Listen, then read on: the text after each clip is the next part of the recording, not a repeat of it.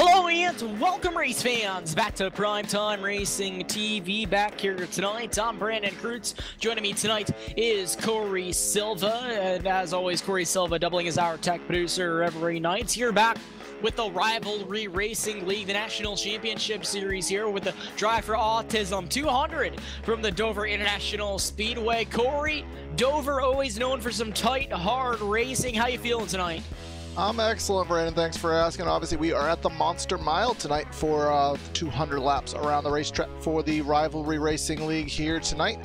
In the NASCAR Camping World Truck Series, we will be racing in, and it looks like thus far qualifying has effectively wrapped up. Everybody has run their laps, just kind of waiting for a little more time to pass by to get you your starting lineup.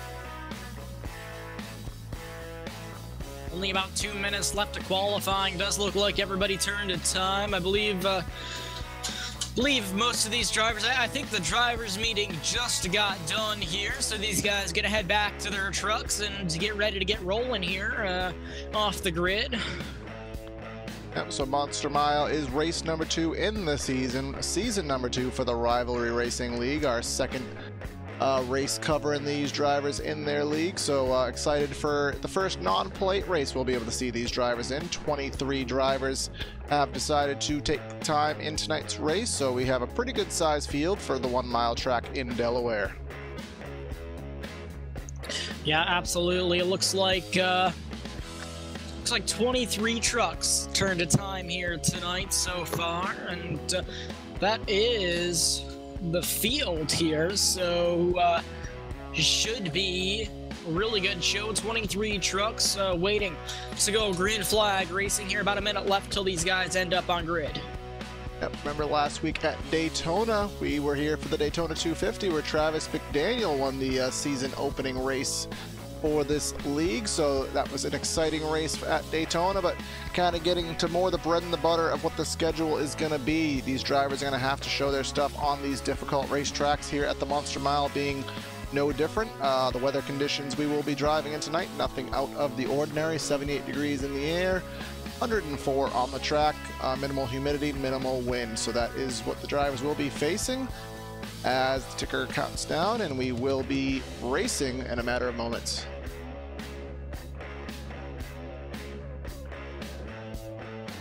We want to thank everybody for tuning in tonight.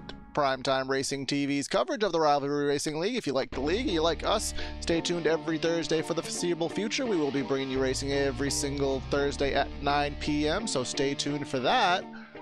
But that is the end of qualifying, so let's take it to the grid and give you the starting lineup here for the Rivalry Racing Drive for Autism 200 at Dover. On tonight's poll with a lap time of 23.866 is David Weishart. We offer him our congratulations. Ricky Pagonde in position number 2. And we have Richard Holland in 3rd, Garrett Grant in 4th. In the 5th spot, Travis McDaniel, last week's winner, and Chris Seidenfaden in 6th. And then we have Robert Victory, Bradley Cooper, Shed Martin, and Brandon Stokes, the top 10. Starting in the 11th position is Davis Richard. Then it's Michael Tibbetts, Joseph McWhorter, Chris Matthews, Mike Taylor, Zachary Carter, Matt Hoover, Chris Atkins, Phil Gary, Matthew Welsenbach. That's rounding out the top 20. Then Brooks Potts, then Sean Dewar, and Bryant Ward rounding on top 20. Would like to apologize. I believe it's Chris Akers in the 54 machine. My apologies. Still getting used to a couple of these names here, but no worries about that. The race format we will be under tonight, 100% fuel load of these machines. There is 1 backup truck available, fixed setup, and of course the big draw to the league is the very innovative college football theme you will see on all of the trucks here. You can see from the grid cam right now, everybody has their favorite team on board their machines, and kind of a rivalry within the league, hence where the name I think came from. So clever dynamic there, but we wait for the pace car to get this field underway. It'll be 1 pace lap around Dover, and we will let them loose for 200 laps here on PTR TV. And thanks for tuning in, and quick shout out we want to give while we do have time. You will see on our broadcast the cameras that we do enjoy bringing to you, so we want to thank our camera specialist, Estevan, for his cameras, TrackCams 4 Gourmets. You can check them out, trackcams22.com or facebook.com/trackcams. So these guys rolling out of pit lane now. They'll get stacked up, doubled up, ready to go green flag racing here tonight. I do believe they only get one lap around here before they go green, Corey. Yep, that is most certainly the case. The track's a mile and over. It is one pace lap, so a very quick time around the circuit, one very quick moment to get ready, and we will be letting them loose.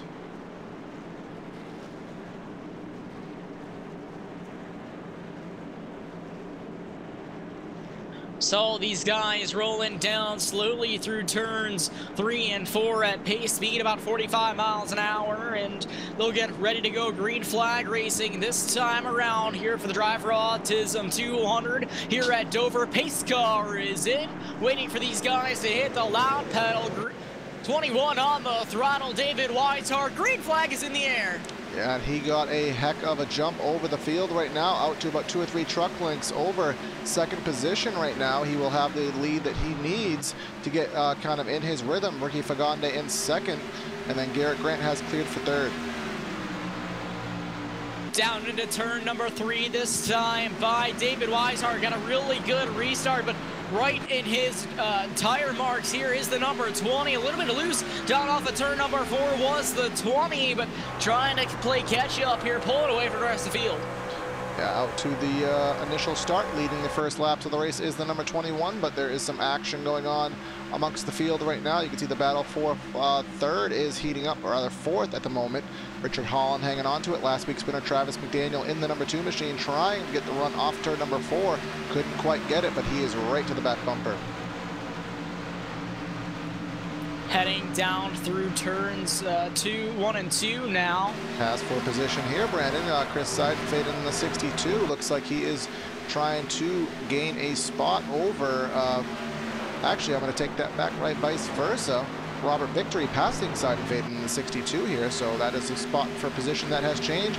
Big wiggle from the 5, Bradley Cooper off turn number 4. That's going to open the door for Ched Martin in the 41.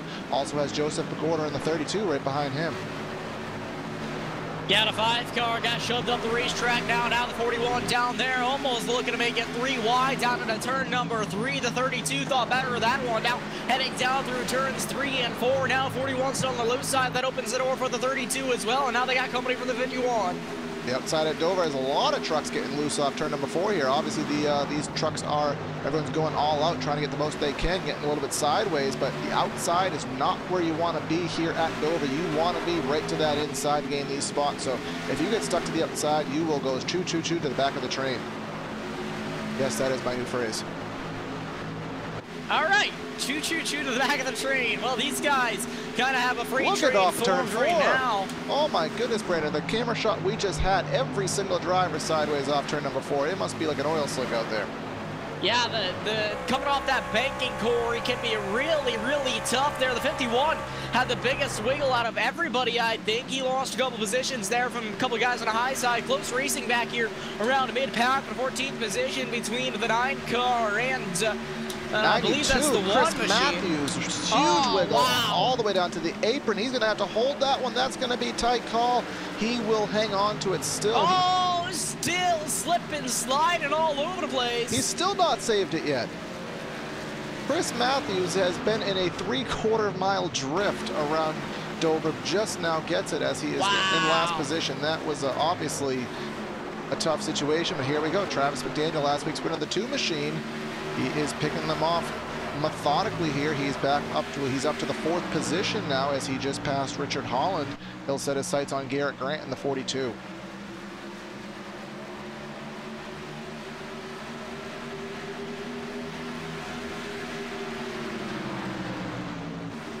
Right now, Weishart in the number 21 truck, the Louisville Cardinals truck. He has gotten up to a half-second lead over Fagonde in the number 20 machine, the Arizona machine.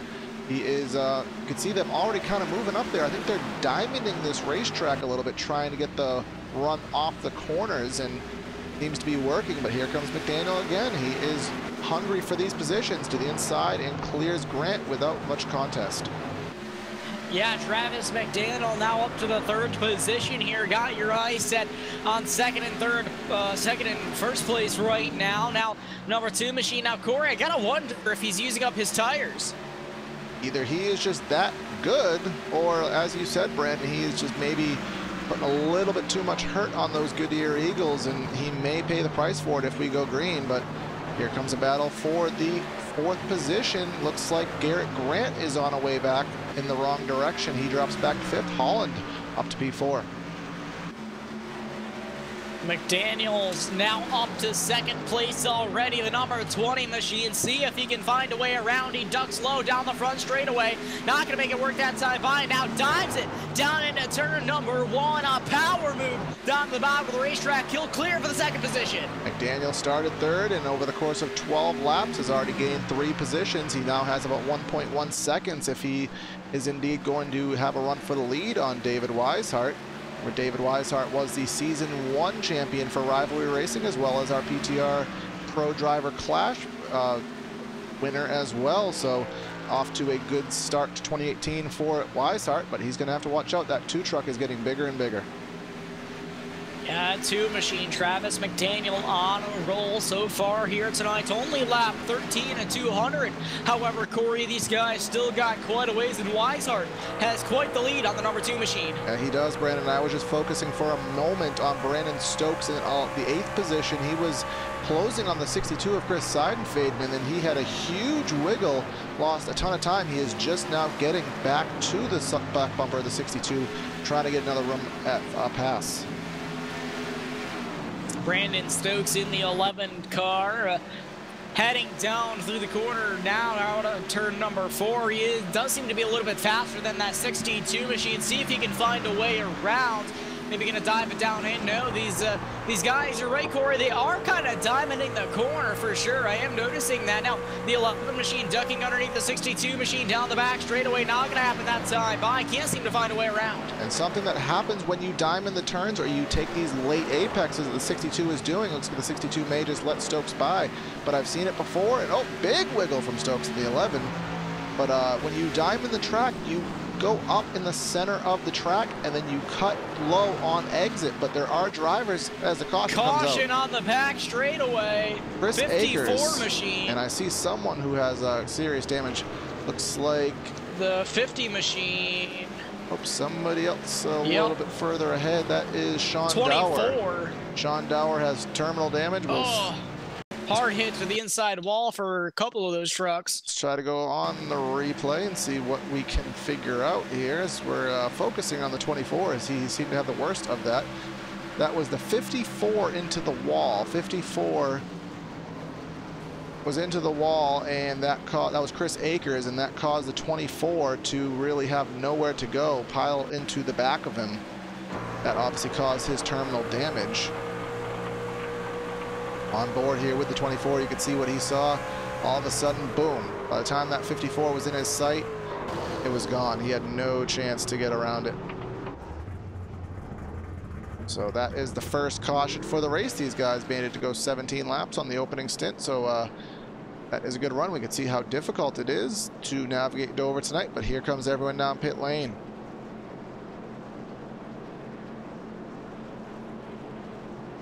Field coming down pit lane now. I imagine it's going to be 4 tires and fuel for everybody here. I wouldn't most certainly believe that. I can't imagine. We don't see on the iRacing service too often that 2 tires does usually work. So we are going to imagine that 4 tires for everybody, but you never know. We've seen some strategy calls played, and I believe we just saw one actually. Matthew Walzenbeck on the 29. From my telemetry, looks like he did not make his pit stall. Could be very tight pit road here at Dover, so very, very possible for someone to be missing their pit stall, and something that happens quite frequently here, especially in the first couple of stops. Yeah, so that is I don't know if he's gonna get credit for leading a lap. I don't believe that he is, but if he does, I mean, that'll work out and he will pit. If not, then it's just going to be straight to the back either way for him. So Welzenbach making his way down into the pit lane this time by that Chris Ackers staying out. I imagine he probably went a lap down, maybe staying out for the wave around. That seems to be the case right now, as right now Weishart still being shown as the leader after that first round of stops. Be 200 miles around Dover Speedway, and remember we do have 100% fuel in these machines tonight, so I'd have to take a stab at about 70 to 80 laps approximately would be the green flag fuel run, but we would have to see how tires will come into play and if tires will be more vital than fuel.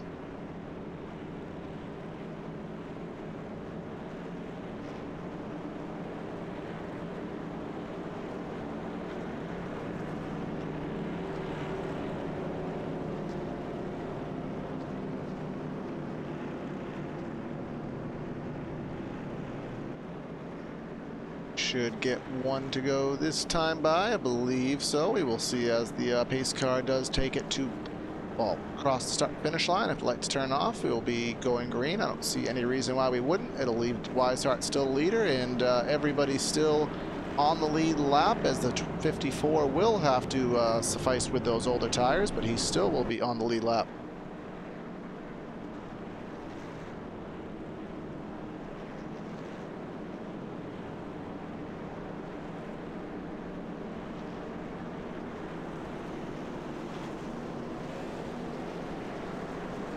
You know, lights on the pace car are up. These guys are going to get sacked up, doubled up, ready to go green flag racing.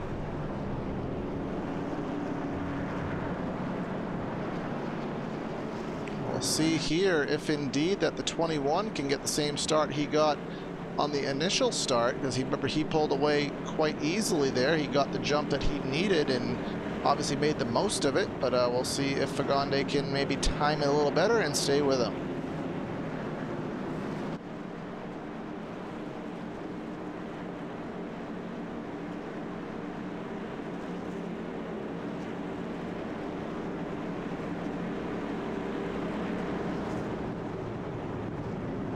These guys roll down through turns 3 and 4 now. David Weishart up at the front of this thing now. Now 20 machine to his outside. Travis McDaniel nowhere to be found up at the top 5 right now. Weishart back on the throttle. Green flag back in the air. Yeah, again, the leader is getting the big jump off of the initial start, which is obviously going to play dividends later in the race on later cautions. Up front, everyone has gotten single file, but at the mid to end of the pack, you can see drivers shuffling for positions. Everybody gets drug out up front. Caution flag is out. The 68. Up 68, that is Phil Gary, and the number, oh, obviously the number 68 machine. So we will take another look on PTR replay and see what we can figure out about what happened to Gary. Oh. Heavy impact to the inside wall, launching him back onto the racetrack. Cannot believe almost everybody missed it. Looks who like is that? The 92 got some residual impact, but it looks like the 68 just had a little bit of contact made with the 29 machine of Walzenbeck. The 68 got a little bit loose, and Walzenbeck just did not have time to react to it. Made some contact, and I got a feel for the 92 of Matthews, who got a little bit of impact from that and spun into the inside barrier in turn 3. Well, doesn't appear that anybody is coming down in the pit lane, so we're going to take this opportunity to go to a quick commercial break. We'll be right back after this.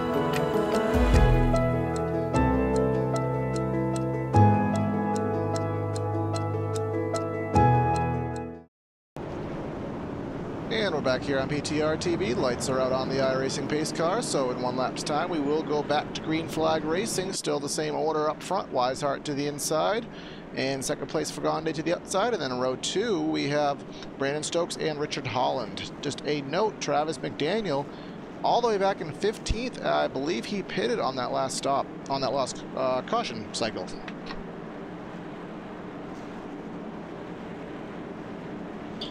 Yes, he did. So these guys stacked up, doubled up, ready to go back green flag racing. Corey, take it away for the restart. Oh, certainly. We come to through turns 3 and 4. Once pace car does pull in, leader has discretion on when he goes. We've seen the 21 go really early in the box. Let's see what he does this time. Pace car is in. Looks like he'll take a little bit of a slower restart. He's now on the loud pedal, green flag in the air, and the 20 did a lot better job staying with him that time. David Weishart still gets a great jump there off the restart. Now the 20 and the 11 manage to stay with each other. However, here comes the 31 machine to the outside. Yeah, 31 did take a stab at it, but he will fall back into line there off of turn number 2 as everyone behind them in the pack is trying to shuffle and get their positions. And here comes the 20 of Fagande. He took a little bit of a look to the inside, gained some time there through turns 3 and 4. Nothing to do, and everyone wiggling off turn number 4, and it looks like we have a battle for the lead. 21 of Weishart, Fagande in the 20 machine now. Those guys running in each other's tire tracks. Now down off of turn number 2, heading down the back straightaway. Weishart getting really close to the wall there on exit, pulling away from the 20 machine now just a little bit. Now this is the closest anyone's been thus far on 27 laps around the speedway, so we will see if Fagande maybe has what it takes, as we do have a position change for third. That is Richard Holland in the 31 to the inside of Brandon Stokes in the 11. That is a change for third position, and Stokes thought he was going to make a crossover, but he does stay in line. 31, Richard Holland, Brandon Stokes trying to catch him now right up the back bumper, and Stokes heading down the front straightaway down into turn number 1. Stokes trying to arc it into the corner just a little bit more. Doesn't seem to be helping him on a corner exit. Yeah, that's what it takes. You have to really think about all aspects of the turns here. Dover is such a momentum-based track. You can't afford to have any kind of problem. Someone was on the wall there later in the pack. Unfortunately, did miss it, but you can follow Travis McDaniel. Remember, he started 15th, was running in third, trying to get second and even the lead there earlier in the race. Now he's back to 11th, trying to get his way back up. Go back a little bit. We see Davis Richards in the 51 just completed a pass on Chris Matthews. Remember, he had he was a part indirectly of that last caution we had, but he got a run off turn number 2. We'll take it to the inside, try to repass Davis, but nothing doing. He'll stay back in line. The field spread out, starting to get spread out. A little bit of a battle back here between the 5 car and the 9 car. It's for about the 18th position. But other than that, pretty easy going around the racetrack right now, Corey. We do have still battling going on. Davis Richards is now trying to make a move on Mike Taylor in the 81 machine. The 81 of Taylor all the way to the top of the racetrack, but he does get the run up there, as we saw a wiggle from Michael Tibet's right in front of these drivers. So a gaggle of trucks here the later end of the pack, and someone in the wall here again. That is Chris Matthews in the 92 all the way to the back of the pack. He has dropped here as he hit the wall again. Not the best day for the number 92.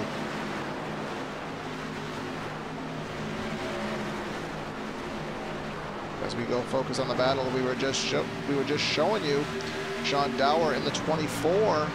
Remember, he had to use the backup truck already tonight, but he is making good use of it. He is now looking to the inside of Mike Taylor, who is also aiming to drop back just a little bit, but he will hang on for the time being. And just in front of this, Davis Richards trying to pass Tibet's in the 23 into the bottom groove in turns 3 and 4. Hugs right on that bottom of the racetrack and clears for the spot. Down off of turn number 4, down the front straightaway, now into turn number 1. Kind of a gaggle of trucks back here, all fighting for position on the racetrack. Now it looks like the 51 machine trying to pull away from these guys back here. And Brandon, we're going to go to the front, and there's a gaggle of trucks between 2nd and 7th. A lot of activity going on. Garrett Grant kind of had a little bit of wiggle off of turn number 4. He was trying to get by Robert Victory in the 7. Looks to the inside, nearly some contact. Down the back straightaway, here we come. We're back single file. Who's looking to the inside right now? Travis McDaniel. He started in 15th. He is now in the top 10, trying to go for 7th on McOrder, who runs the high side, gets the momentum in. He may have a run on the 42. Yes, he does. 32 down to the inside of the racetrack, now down at a turn number 1. 42 gets shoved up to the outside. That's also going to open the door for the 2 machine of Travis McDaniels. These guys head down off of turn number 2, heading down the back straightaway. They're going to be side by side down into turn number 3. And here comes McDaniel trying to take the outside. That's not usually how you pass here at Dover, but he's taken a very risky approach to the outside in turn number 4. He's going to get the truck linked on him, and I think the 32 is going to roll over and let him go. And not quite. I thought he was going to drive to the back bumper, take a look to the inside, but nope, Travis McDaniel with a pass on the outside up to 7th. Down into turn number 3, this time behind Travis McDaniel, gaining some ground up here now. Now trying to gain on the 42 machine up there in these around the 6th position. Now, Garrett Grant up there in 6th. Robert Victory in the 5th position right now. These guys all trying to fight for the top 5 spot. And Brandon, remember we talked earlier on the restart, but we thought that the 20 was going to be able to hang with Weishart. He looked like he was showing some signs of it, but that is clearly not the case. Weishart up to a 1.5 second lead nearly over Fagonde here as the laps tick away. Yeah, Weishart really showing some good speed in that race truck tonight, but I've been really impressed by the way that the 2 machine of McDaniel's been able to hold his speed. Yeah, he has been doing so we will see what he can do. Here comes McDaniels trying to make something happen on the 42. He has managed to eat that deficit. Takes a look to the inside as the checkup from Robert Victory that checks them all up here. McDaniels to the inside of the 42 is able to clear that spot, so now he has Robert Victory, the next one in line. McDaniels trying to make grounds, trying to break the top 5. Now ducks underneath the 7 of Victory, down at a turn number 3. Travis McDaniel back into the top 5. He's got some work to do to catch the other guys up ahead, but he's showing some serious speed in that race truck here tonight. Garrett Grant nearly in the wall there if he did not indeed get into it off turn number 4 there. Remember, McDaniels has a couple lap fresher tires. He pitted on the last caution when everybody else stayed out. It was only a very short stint, but maybe that little bit of tire wear for everybody else is kind of becoming their deficit a little bit. Through 3 and 4, some very erratic lines we've seen. It was somebody getting really loose there. That Florida Gators truck all the way back there, but I saw in 3 and 4 drivers running all the way up in the 3rd groove. That's not where you want to run, or so in my Dover experience, but heck, maybe it's working for these guys. Maybe, just maybe, is, Corey, we both know how difficult of a racetrack Dover can be. What are some of the challenges these drivers are facing? Well, first off, it's an extremely difficult track in terms of speed. We're going really fast in a very small racetrack. Let's go on board with what seems to be the fastest truck, or one of them, besides the 21. We'll go on board with McDaniel, and we'll kind of take you for a lap around Dover.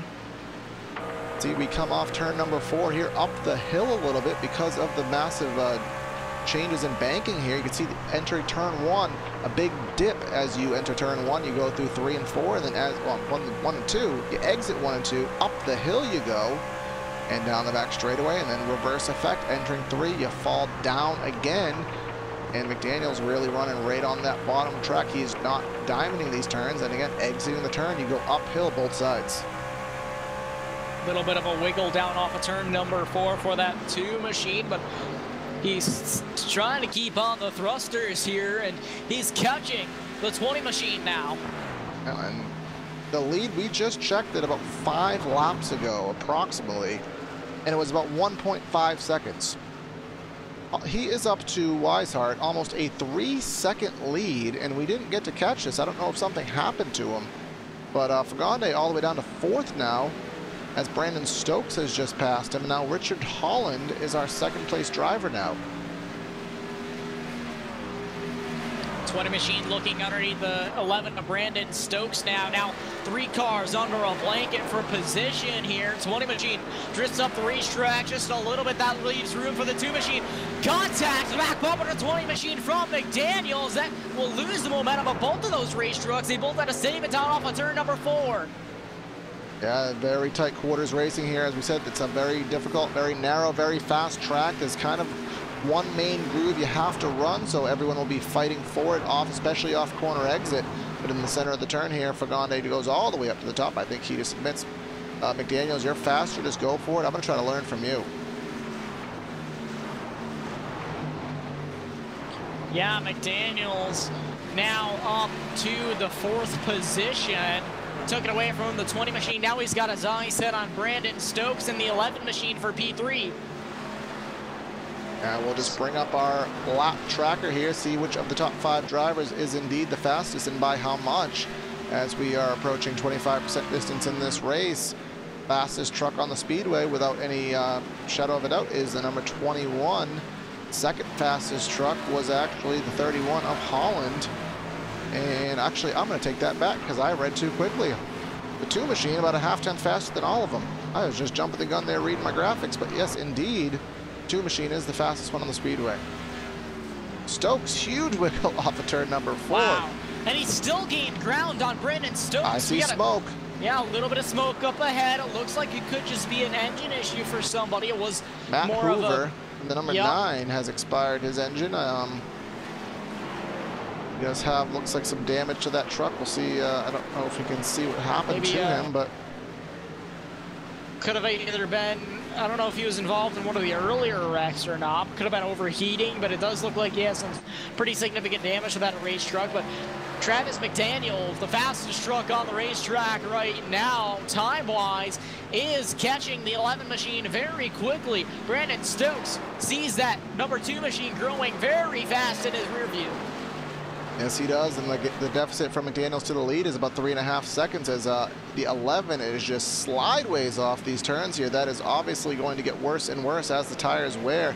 He's really going to have to try to back it down and get a straighter run off the turns and maybe not get it sideways.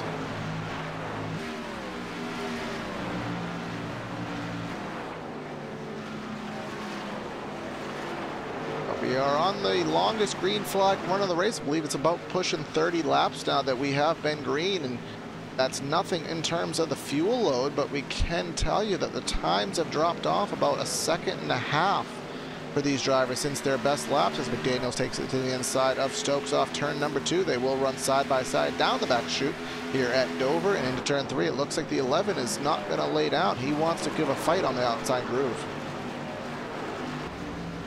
Yeah, McDaniels to the inside. Big time wiggle for Travis McDaniel down on the inside. Now heading down through turns number 1 and 2. He's going to try it again down on the bottom. Brandon Stokes putting up a fight for that 3rd position.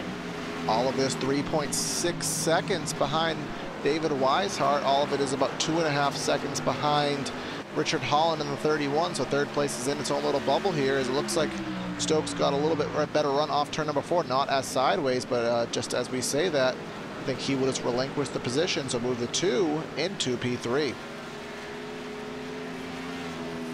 Travis McDaniel up to the position number 3. Brandon Stokes looked like he was going to look on the inside. Not going to work that time by Travis McDaniel. Going to pull away now down off of turn number 4. We're going to have his eyes set on position number 2 now coming up. But he's got quite a bit of ground to make up. Although I said that before, Corey, and he made that up like it was no problem. Yeah, but Brandon, I think the tires are setting in just a little bit, as I can kind of see here on my end. It looks like the live timing shows that between these top 5 drivers, times have kind of equalized. The majority of the leaders kind of running in the 25-second bracket last time by, so I don't think he's going to be able to make any more serious gains, but we will most certainly see if he can prove me wrong. Robert Victory in the 7 here, entering turn number 1. He is trying to take to the inside and maybe get a run on Joseph McWhorter. Nothing doing that time by, but that is a tight battle for the 7th position right now. Yeah, up in the latter half of the top 10, Robert Victory trying to gain position on that 32 machine. Maybe going to look low. There is a little bit of a door open for that 7 machine. Not going to work that time by. A little bit of contact between those 2 drivers. Robert Victory up on the outside wall. We'll go back here on replay, see quickly what happened there. That is obviously not what the 7 needed. You see how much damage he did achieve from that. Coming off turn number 4 here, you can see the 7 of Victory to the inside. The 32 checked up. And you can see when he checked up, he just had trouble saving. And I think when he got back on the throttle, maybe a little wheel spin there on the straightaway. Trouble on the back straightaway, car up and over. The 54 machine rolled it down the back straightaway. Big time roll. 6 or 7 rolls with that truck down the back straightaway. Oh man. The 50 and the 29 made contact. Walzenbeck hard into the wall, and I think the 9 got into the 54. And I mean, if this was the X Games, I'd give him a 10 out of 10 for that. But huge impact there. Look at that roll. The inside wall was the only thing that stopped him there. It was the 29 and the 50, and the 9 of Hoover just got into the back. I mean, you can't really blame him. At Dover, there's just no time to react to checkups, especially on corner exit. Once it happens, I mean, you got maybe a split-second decision to make a stab at it, and even that isn't a guarantee. So that will put us under another caution here today, but we had a pretty good run there, about 40 laps of green flag racing. We're on lap number 60, and here comes the field to pit lane.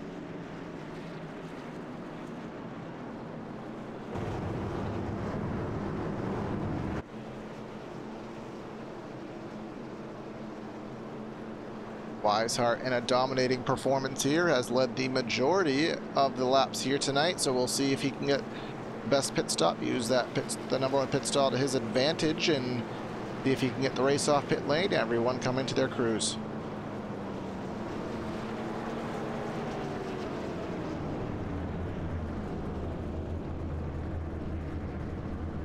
Expect 4 tires and fuel from everybody here tonight, we would most imagine, especially after that extended green flag run we did have. Chris Matthews in the 92 machine did stay on the racetrack, but the battle off pit lane without contest goes to the number 21 machine. Holland makes it out in second. Looks like Holland third, and Stokes came out after that. But as we said, the number 92 did technically stay on the racetrack, so is being scored as the leader at the moment.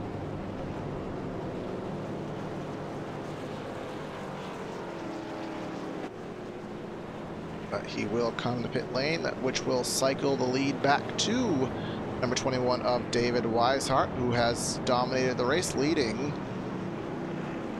all of the laps tonight. He's led all 60 that are on the board. It'll be 61 when they hit the stripe, so someone, I just don't think, I think the only one that may have a stab at him is Travis McDaniel in the 2, and he's back up to 4th, so we'll see if he can get a good enough restart. Maybe he can stay within distance and make a race of this.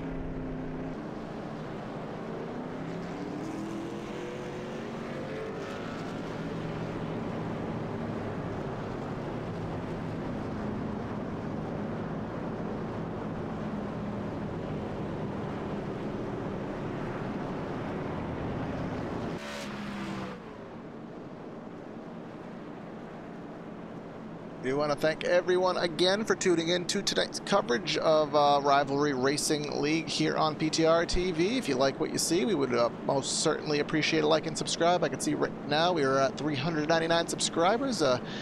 Anybody out there is enjoying what you see here, if you just one more person, make that a nice even number, that'll be a nice little monument for us. We'd much appreciate that. And the Rivalry Racing League would appreciate a thumbs up on the video, letting them know that you like what they're providing here for racing here tonight. So again, thanks everyone for that, and we will see if the pace car gives us the 1 to go signal this time by. David Weishart holding the lead still here tonight so far. He has been the only leader here.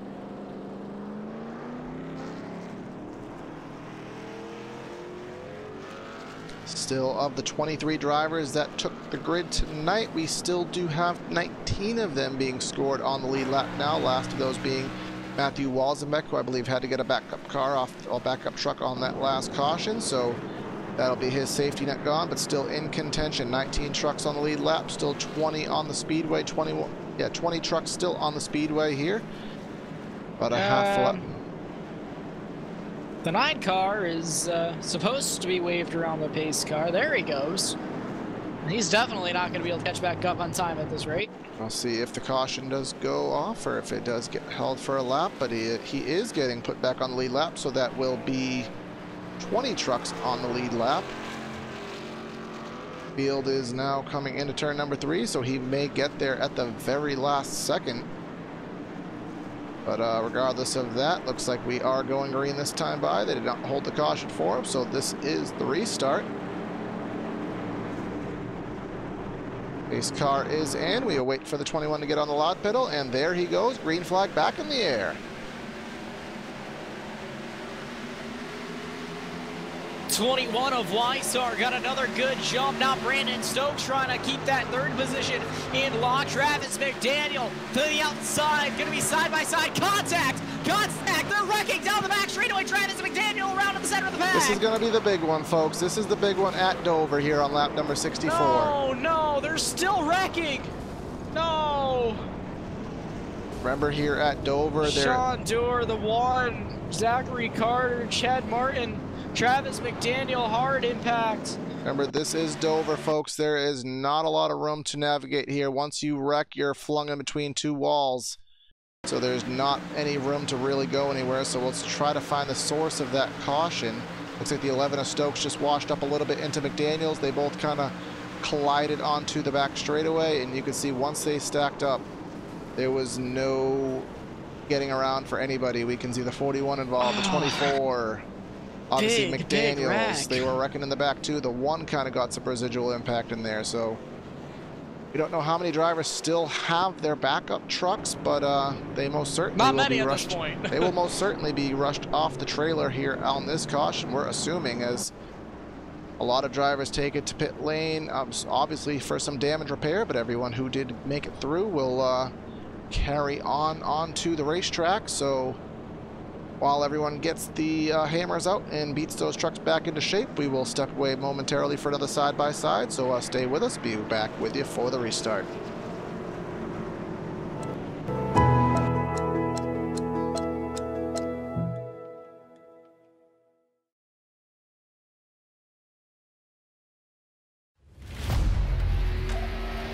The yellow flag is out. Pit road is now open. Keep your eye on those gauges. We'll give you 4 tyres. 3, 2, 1, now.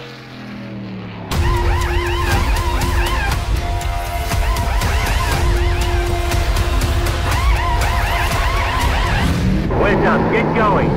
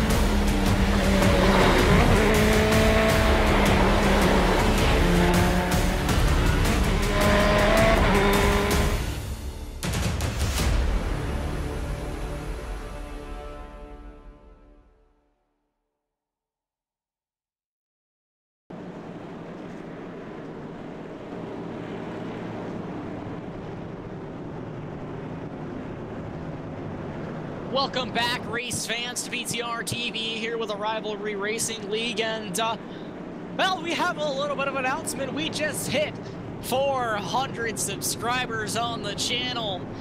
Big thank you to everybody who subscribes here and just making this channel grow. We started out, well, very small channel. I think by the time I brought Corey into the channel, we were only at Can I do it? Started from the bottom, now we're here. Copyright strike. But here we come into turn number 3 and 4 for the restart yet again. Richard Holland to the outside, David Weishart to the inside. iRacing.com pace car takes the hard left into pit lane, and let's get it. Let's try it once again. Green flag back in the air. Weishart with the jump. David Weishart once again with a jump, now heading down the front straightaway, down into turn number 1 off the restart. The front few trucks get single file, a little bit of side by side, 2x2 behind them. The 5 machine, the 5, big contact, big wiggle down off of turn number 2. Somehow he saves it, 3 wide down into turn number 3. McDaniel's all the way to the top, McWhorter to the inside. 5 machine dropping back. We have some activity going on behind that as well. Who is at the number 9 machine? Matt Hoover to the inside, making a pass on Davis Richards, and then Chris Matthews, who's been through the ringer and back today, in the top 10, hanging on, but he has Garrett Grant behind him. Yeah, absolutely. Chris Matthews has been involved in a couple of incidents already today, but Garrett Grant looking under him now for position contact between a 41 and a 9 machine behind them. They keep it clean and green side by side between the 92 and the 41, or the 42, excuse me, down off turn number 4. And down the back straightaway, or down the front straightaway they come rather. Here comes the 42 of Grant trying to hold off to the inside. Matthews trying to get the run on the outside groove, is not able to do so. So he will have to fall back in line in the 11th position. Grant to the 10th spot. And a little further up, we have Mike Taylor trying to make a pass on Travis McDaniel, or it could be vice versa. We will see. McDaniels will get the spot and take a stab to the inside. 2 for 1, goes to the inside of Seidenfaden. Travis McDaniel all the way up, gained a ton of positions down there, down off the corner that last time by Travis McDaniel. Now has his eyes set on the number 7 machine of Robert Victory, heading down through turns 3 and 4. Now trying to squeeze underneath. He has the run down off of turn number 4, heading down the front straightaway, side by side, down into turn number 1. 2 machine has moved into 3rd spot here, and a little bit further up where he's going to have a pretty good gap now. He's 3 seconds off of the front battle, which is the 31 of Holland and Weishart. Holland is starting to drop back just a little bit more and more each lap. The gap is about a half second between 1st and 2nd. We'll bring up the primetime battle tracker, and we can see at the line last time by, well, heck, actually last time by, Holland was a skosh faster. So,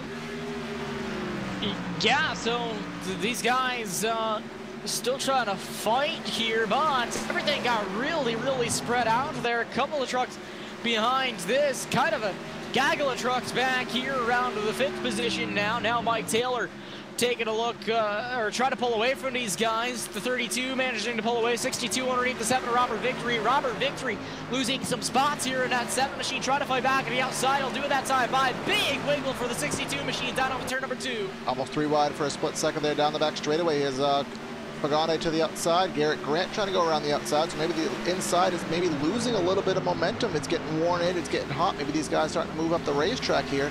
You can see he got run around the bottom. Now the 7 machine has company once again. Now this time for the 20 machine, Robert Victory gonna have to try to defend against that. 20 has a big run, now ducks down to the inside. Robert Victory to the outside wall, just a little bit in the 7 machine. He's gonna lose some ground and lose a couple positions. Now the 42 machine gonna try to look underneath him again, but the door gets shut. So the 42 will have to stay in line for the time being. He will not stay in line for very long. To the inside in turns number 1 and 2. They both kind of wash up the track, trying to diamond the track just a little bit. 7 not able to get to the bottom. Nearly some contact off turn number 2 down the back straightaway we come. 42 will lose some time, fall back in line, but watch out, here comes the 62.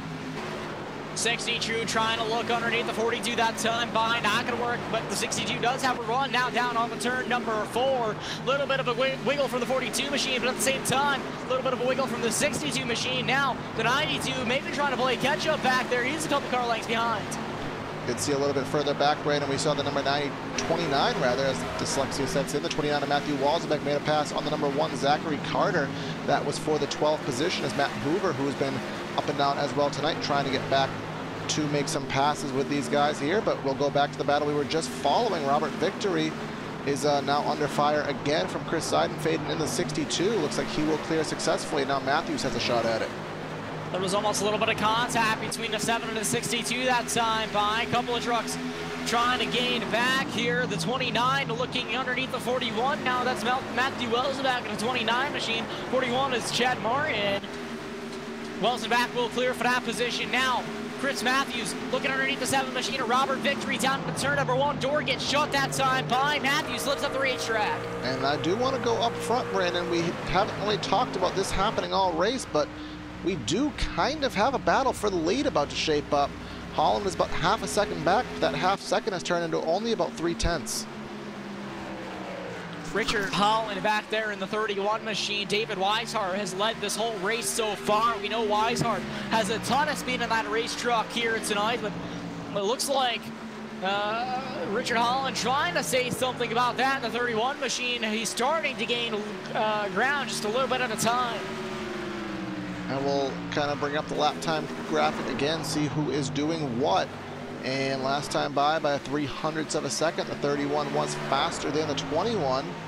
And those were the fastest 2 trucks on the lead lap right now, on the top 5 rather right now. McDaniel's only a little bit slower than them, so McDaniel's is not going to be able to eat into that 3-second gap, but he is at the same pace of the top 2. Yeah, McDaniel's always ends up getting pushed back on those pit stops there, and by the time he gets back up front, his tires are pretty much gone from all the battling, so it allows these top 2 guys to really pull away.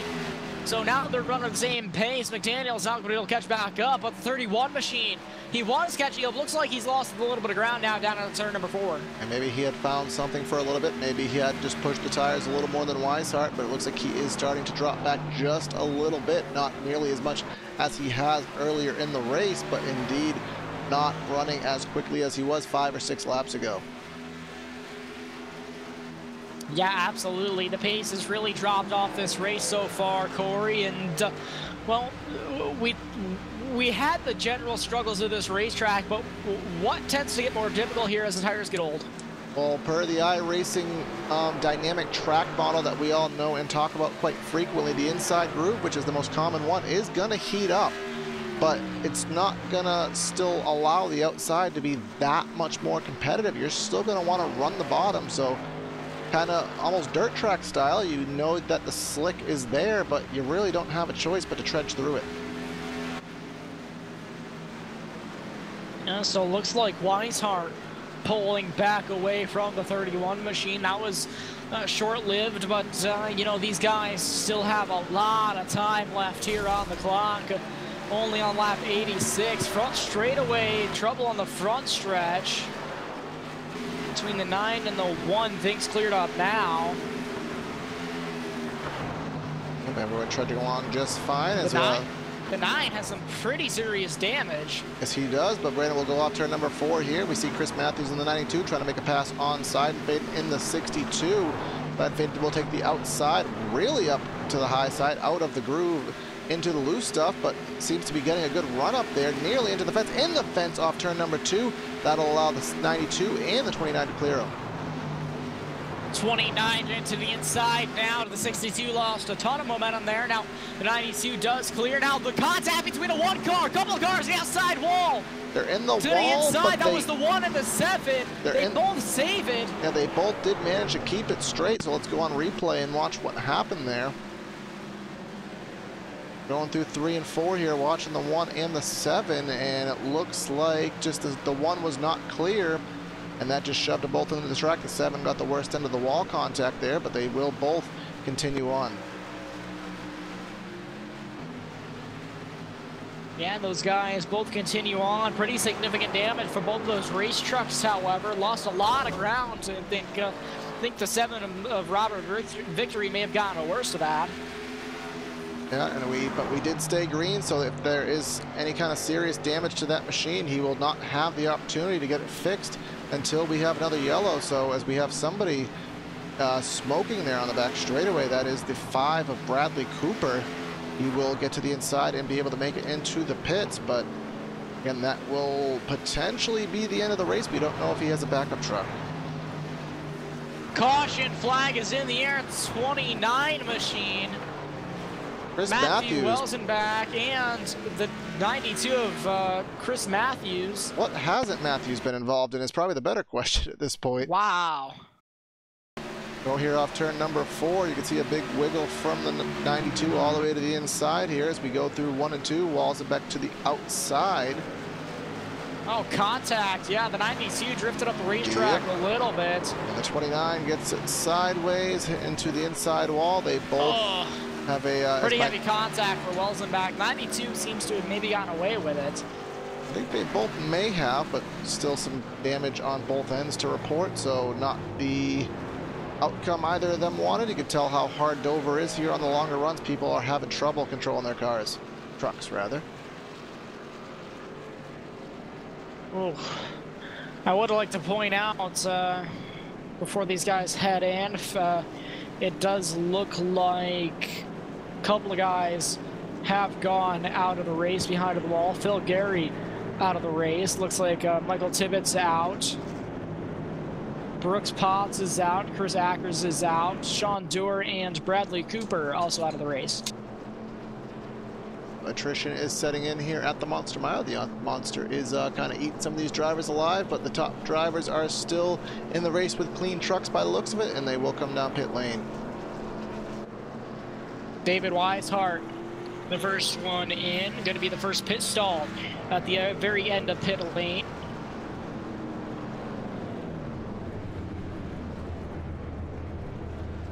See who will win the race off pit road here. 21 has been able to get it with the stall that he does have, so we'll see if that does carry on again.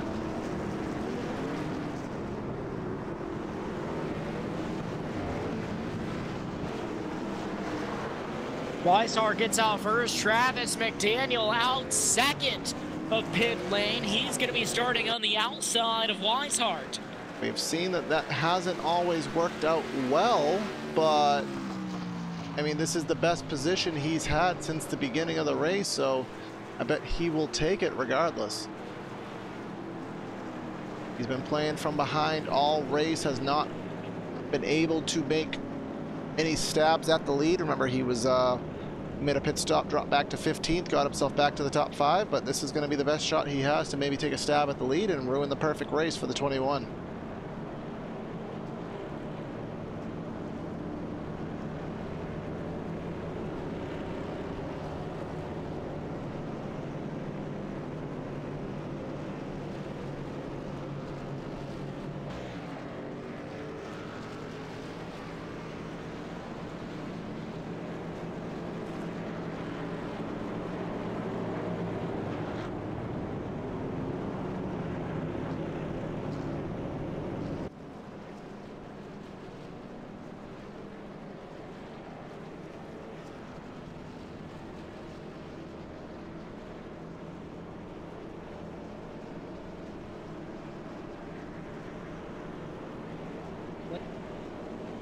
Still on. Looks like the field has been shortened dramatically here. We'll do a quick through the field for you right now. We have David Weishart is your leader, has led every single one of the laps here tonight. McDaniel in second, Richard Holland in third, Ricky Fagonde in fourth, Joseph McWhorter in fifth, Garrett Grant in sixth, Ched Martin in seventh, Chris Seidenfaden in eighth, Mike Taylor in ninth, and then rounding out the top 10 is Davis Richards, and then 11th, Bryant Ward. This will change because it's 51 coming to pit lane, so we have Ward, Richards, Welzenbach, Victory, Zachary Carter, Brandon Stokes, and that is the last on the lead lap. Bradley Cooper is in 16th right now, and 4 laps down. Chris Matthews in the pits 5 laps down. Matt Hoover is 8 laps down, and that is the grid. 18 drivers still registered in the race right now. Everybody else, Dower, Potts, Tibbetts, Aker, and Gary, all taken up behind the wall, and the lights are out on the pace car, so we will go green in a lap's time. These guys stacked up, double up, ready to go back. Green flag racing once again here from Dover, almost to the halfway point of this race. Currently lap 95, halfway will be on lap 100, coming to 101. Again, this is the best opportunity McDaniel has had. We'll see if he can make something happen and stay with Weishart. So Brandon, take him away. Pace car rolling down through turns 3 and 4, this time by the iRacing official pace car. Now down into pit lane, David Weishart on the throttle once again. Green flag back in the air. Yep, that is a pretty good jump by the 21, but also the 2 did a pretty good job staying with him, so that is exactly what he needed. This is going to be the most difficult challenge that Weishart's had all race. McDaniel right to the back bumper already, now down into turn number 3. McDaniel trying to look for that lead. Weishart has been your leader all race. Down the front straightaway, now down into turn number 3. Or turn number 2 rather. Yeah, off turn number 2 they come down the back straightaway into turn number 3. Weishart's going to have to be on his game because the 2 is coming with a vengeance. You can see him running wrapping around the inside of the racetrack, gaining even some more time. Holland doing his best in the 31 to try to stay with these guys. McDaniel in the 2 car, Weishart in the 21, trying to race for the lead now, down on lap 98. Halfway is coming soon in this race, and we will see who has the rights to be able to say they led at halfway. Looks like the 21 at this point will do a big wiggle. For the first time I've seen that driver wiggle all race. He hasn't really had to push it this hard. See if he makes a mistake. 21 and the 2 running about the same line, about a half a lane up from what they were running before at the beginning of this race. Now heading down the back straightaway. 21 seems to have the advantage down into turn number 3. McDaniel seems to be falling off just a little bit. Yeah, maybe he is falling off. Maybe he is just kind of being patient and saving his stuff. We will indeed find out, as this is lap number 100 that we have just started right now. A little bit of a battle going on later in the pack. We see Garrett Grant has closed onto the back bumper. Joseph McWhorter, this is for the 4th spot, but at the time being, a 32 has a little bit of a margin, but that looks like that margin has depleted into turn number 3. A little bit difference in line, and actually, come to think of it, that he will hang on. Cross flags have been displayed halfway.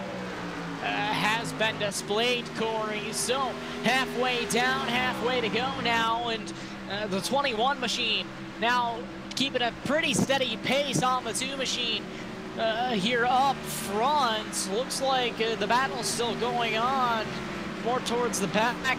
It looks like the 29 and 62 going at it. Now here comes the 2nd machine, Robert Victory, back here for around the 10th, 11th position.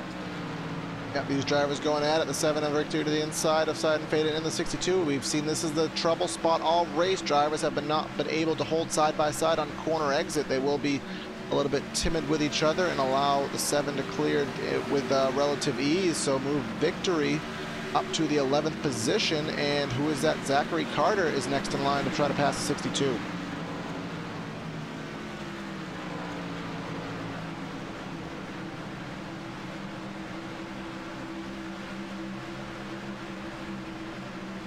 One of Carter still stalking the back bumper of the 62, but he will not have as good of a corner entry there, lose a little bit of time, so the 62 will have a lot more breathing room. Battle is still going on up front. Well, in the 4th position, McWhorter and Grant still taking a run at each other here. Grant in the 42 gets the run down the back straightaway, gets to within a truck length of the 32. We'll see what they do in 3 and 4. Looks like the 42 is getting better runs on exit. 32 driving it a little bit deeper, but McWhorter seems to be getting through 3 and 4 a lot better. Pulls away, if anything. Battle up here for around the 8th position now. Looks like the 44, Mike Taylor and Bryant Ward Brian Warren, the 44, Mike Taylor, the 81, still side by side. They've been battling like this for about the last 2 laps or so, Corey. Now the 81 falling off. That opens the door for the 29 machine down onto turn number 4. Yeah, Walzenbeck has been through the ringer as well tonight, been in a couple incidents, but he is hanging on to the top 10 with a clean truck using the backup truck. Takes it to the inside of Mike Taylor off of turn number 2. Will Taylor be able to stay alongside? He will be able to, side by side down the back straightaway. To turn 3 and 4, Walzenbeck will finally clear. Will pull right in front of the 81 with some room to spare. 81 still got a little bit of a run. I don't know if he will take it to the bottom, try to take a stab at it. Yes, indeed he will. He'll take a look on the inside of 1 and 2, but will not have anything from it. Absolutely. Looks like Brandon Stokes about to be put a lap down here. Remember, Stokes in the 11 was probably a top 5 truck. Actually, I take that back. He was not a top 5 truck, but or was he? I think my graphics are lying to me right now. But well, he was, and he had the potential to be. He was battling up towards the front pretty much the whole time here tonight in that 11 machine, or at least up in just outside of the top 5. He was not in the top 5 here tonight, but been involved in a couple of incidents. Already used that backup truck, it looks like. So he's just kind of riding around here. Now about to go a lap down. Now that things have kind of settled in just a little bit, we're going to let you feel the thunder and turn up the engine sounds here. So sit back and enjoy.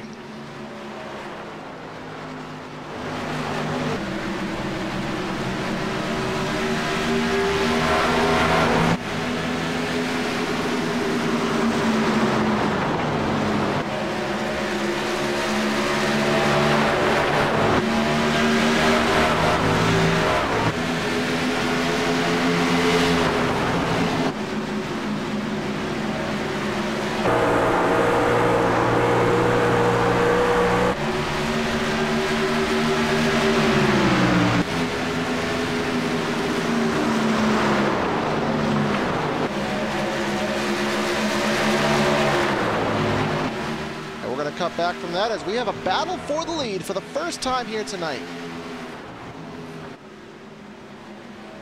2 machine of McDaniel has used the 11 truck as a pick, was able to gain some time here because of the lap traffic, and McDaniels is going to take a stab at it. Actually, we've lost McDaniel.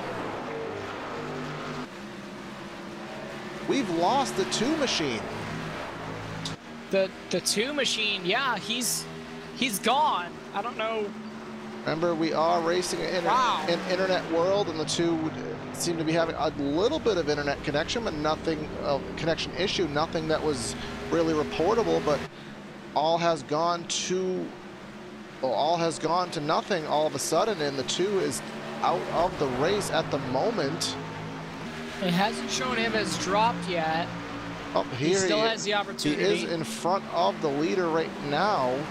He has reappeared again. We are in internet world, so the internet is obviously not in the 2's favor right now. We'll see how he is scored as he crosses the stripe. Wow.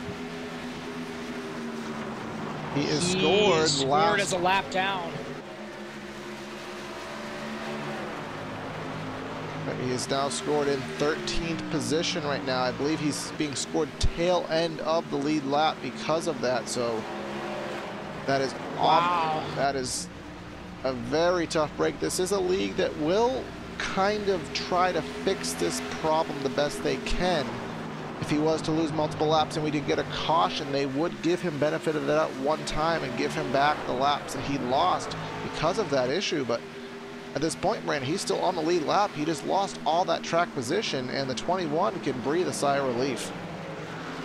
Yeah, and very unfortunate. I like to call it technical errors here in the world of sim racing, but yeah, that's a really, really tough break. And you know, of course, he ended up there because the timing, he could not be scored whenever he crossed these timing loops. So you know, he was gone. He just wasn't on the track. But Brandon, let's take a look at it from a driver's perspective. The 21 has, I mean, I'm just going to confirm this on the graphic here. He has led a perfect race. 116 laps have been completed, 116 laps have been scored to the 21. That was the best battle you've had all race. Obviously, you want to have a nice, easy race and go off and win, but do you want to win that way if your best competition kind of goes out on a technicality? It can be kind of frustrating. A little bit of sign of relief in the back of your head, but you know, at the same time, you're having fun, you're enjoying the racing, and you almost feel bad for your competitor. You do feel bad for your competitor at that point because they were having a really good run, and all of a sudden technical difficulties get in their way, and that ends up happening. Now, in Travis McDaniel's case, he's last car on the lead lap. Like, a win will ultimately be a win if he does manage to take it home. Obviously, we're not right in the trophy yet. There's still 80 laps plus left in the race, but you kind of want to win it. You want to win it because you win it. Because you want to win it because you won it, if I could say that. You don't want to win it because it was kind of handed to you, if you will. Yeah, pretty much. You see the two machines still blinking quite a bit here. Kind of like, you know, we've seen in the real world, we've seen it in the sim racing world, where somebody later in the pack will maybe take 2 tires on a late race pit stop, and they haven't been up there all day, and then they luck out with a couple quick cautions and sneak a race out that they had no business winning. I mean, it still counts, but I mean, do you really want to get one like that? Well, sounds like something I would do. You're saying you can't win it on speed? Yep, pretty much. Hey, you said it, not me. Oh, I know I'm not fast. Well, let's try to see what other battles. The closest battle on the track, I do believe at the moment, is approximately this battle we're on right now. Fagonde in the 20 is about 0.4 of a second ahead of Joseph McWhorter in the 32 machine. And we'll see if the 32 is able to close on him. And then actually we'll go a little ways back. We've talked about Robert Victory quite a lot today. He's been involved in quite the battles. He is trying to close back onto Matthew Walzenbeck, and he is doing so. Walzenbeck takes that late approach, well, takes that wide approach in the center of 1 and 2, drifts up the track. That allows Victory to kind of shave off a little bit of time down the back straightaway into turn number 3. Corey, one thing I've noticed quite a bit today is most of the big battles have been happening, you know, kind of towards mid to the back of the pack here, and you know, a lot of people will be like, well, they're not really racing for anything, so what's the point? But what's going through your head when you're racing like that mid-pack?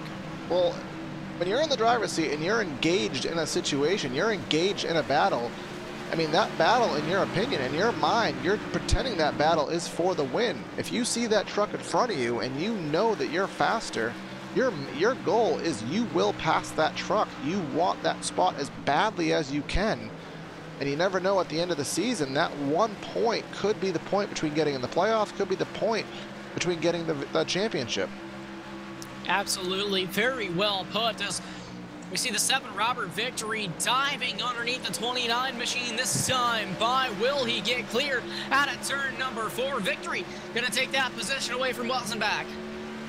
Yes, he will. And well, Brandon, I mean, you're not Evan, so you're not my necessarily my strategy king, but I mean, I'll ask you to do the best you can. I believe we've been on the track for about 30 laps, and we have 80 laps to go. There's no way in heck that these guys are making it to the end. So, given the fact that we have strung out, and there's less trucks out here, there's more trucks off the lead lap, the yellow flag is going to be probably more rare, so there's a chance we're going to have some green flag stops at some point tonight.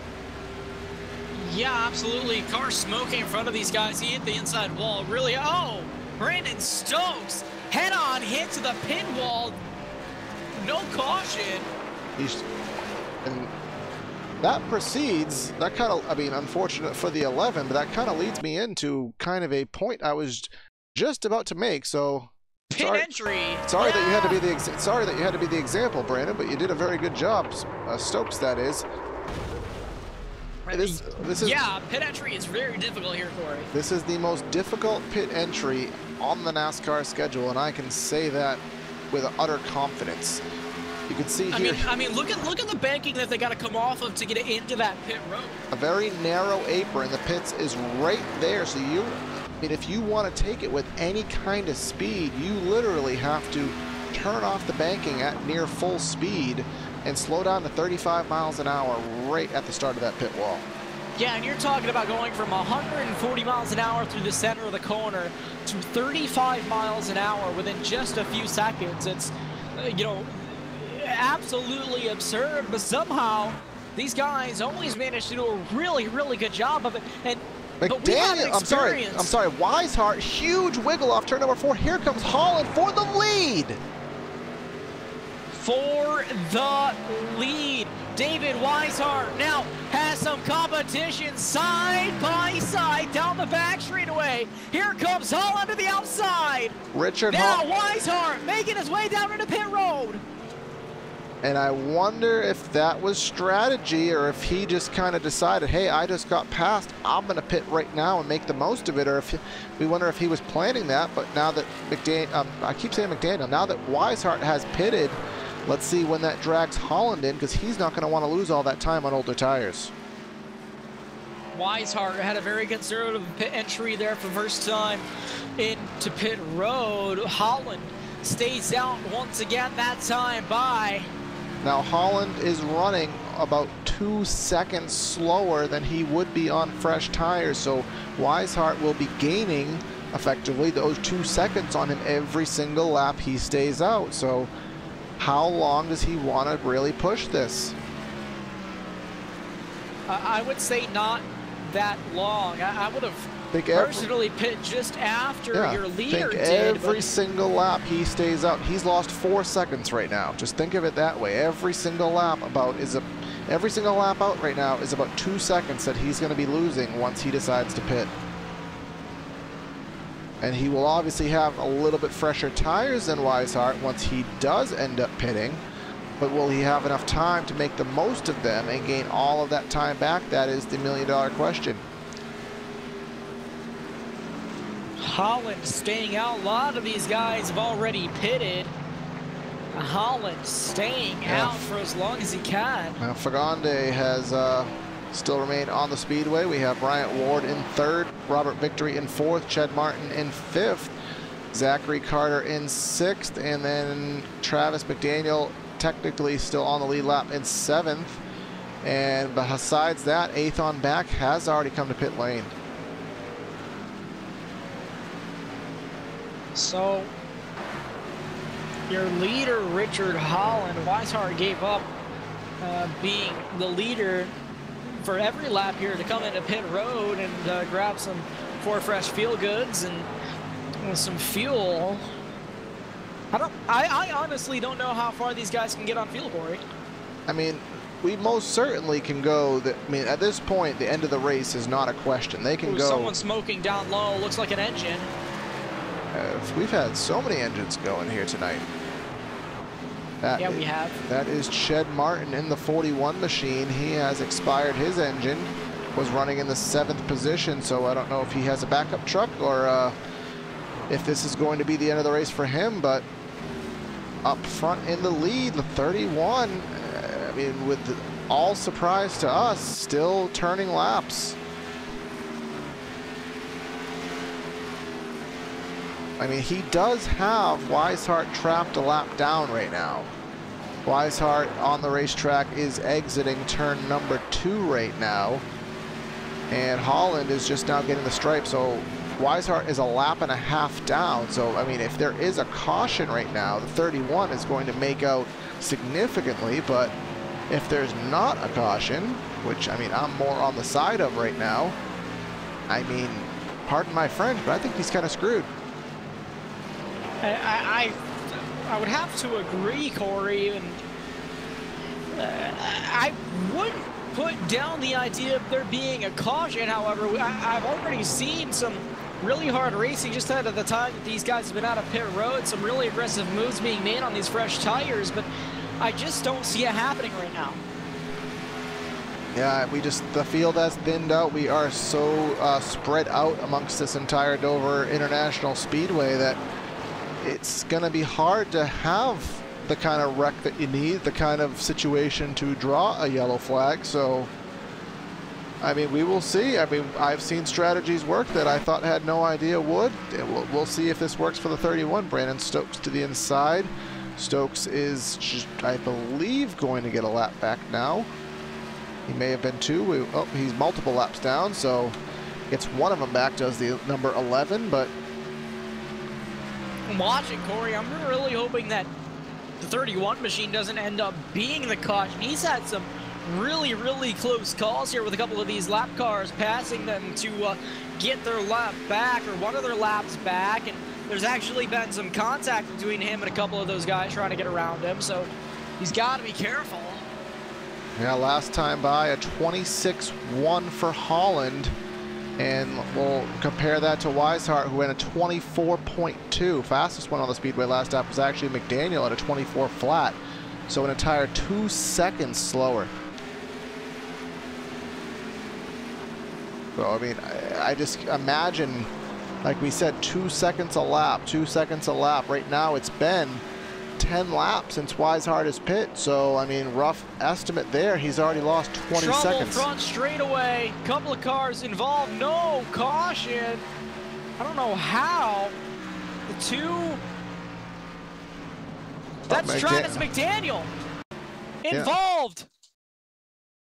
Yeah, we'll go back on replay. We're exiting turn number 4, and looks like there was a little bit of contact with Stokes in the 11. Remember, Stokes was multiple laps down. We'll try to go from the rear deck, the rear camera on the 11, on the 2 machine, and McDaniel.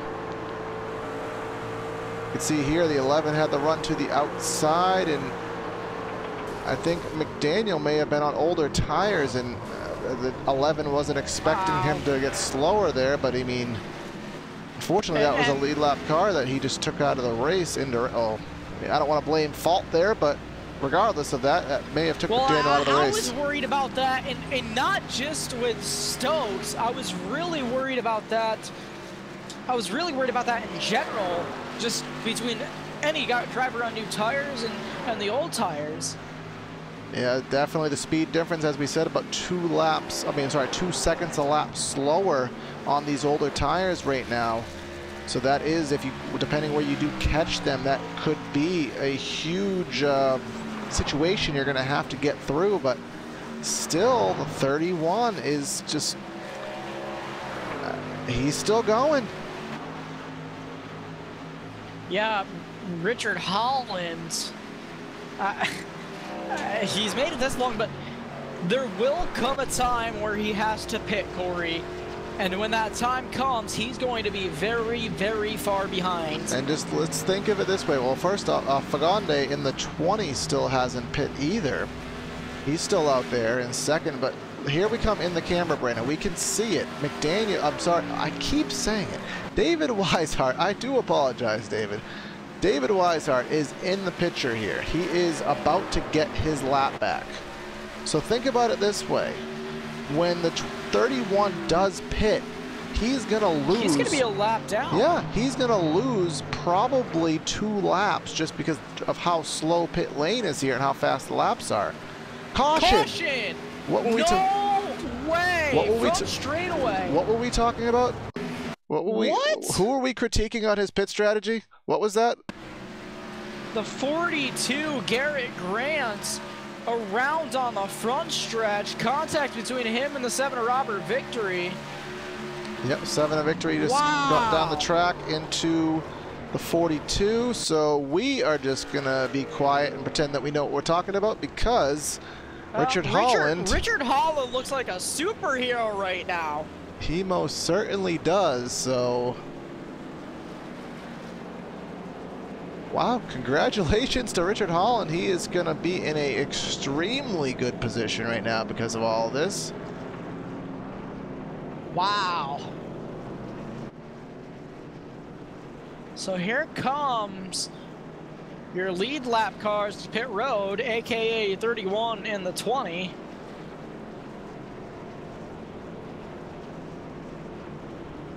Everybody else is going to have to take the wave around, and that'll put Holland on fresher tires. Yeah, so he is going to be, I believe, Weishart should get the lucky dog, I do believe. Yep, and he's getting waved around with the lucky dog right now. But he will have to start at the tail end of the field, because of the lucky dog, I do believe. Yeah, so if I was Weishart, I'd come down after you take your lucky dog lap, come down and get fresh tires. You'll have to start at the back of the pack. The guys in front of him that are taking the wave will have some older tires, but Holland will be restarting at the front of this thing with brand new tires. Everybody behind him will have older tires. He looks like a superhero right now, Corey. Yeah, I mean, we were sitting here in the booths basically saying in a nice way, dude, what the heck are you doing coming to pit late to get tires? But I mean, I don't think there's any way he could have called that, but he took a gamble. But what did I say? I would not put down the idea of a caution with how hard some of these guys were still racing. And that's exactly what happened. Contact between two drivers put out the caution.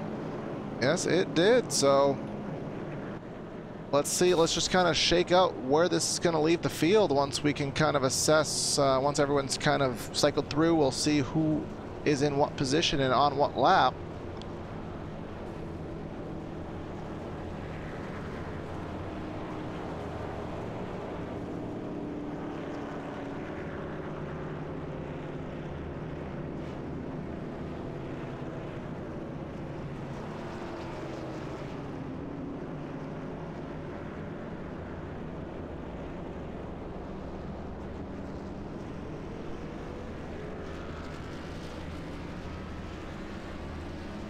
Let's see here, we can kind of get a little bit of an assessment now of what's going on right now. Richard Holland obviously is your leader right now. And then in second place is being scored Robert Victory. Third is Ricky Fagonde. Fourth is David Weishart, the lucky dog. And then we do have a couple waiver rounds in the form of Joseph McGorder and Matthew Walzenbeck, I do believe. Actually, Garrett Grant being, I believe, being sent around the pace car. Nope, he will fall back into line.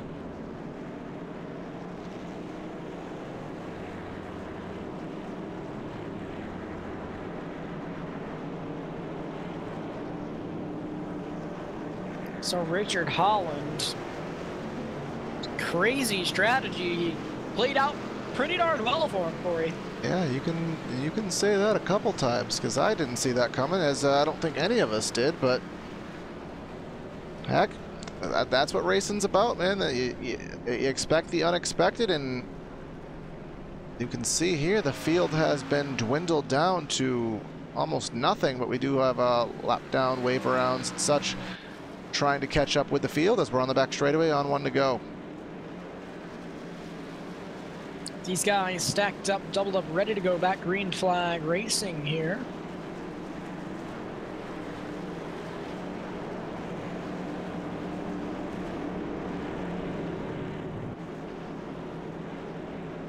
Pace car will make its way down into pit lane this time by the iRacing official pace car, that is. Field rolling 45 miles an hour behind it. Richard Holland in control of the field now. Robert Victory in second place on the throttle. Green flag back in the air. And there we go. A decent jump for the 31.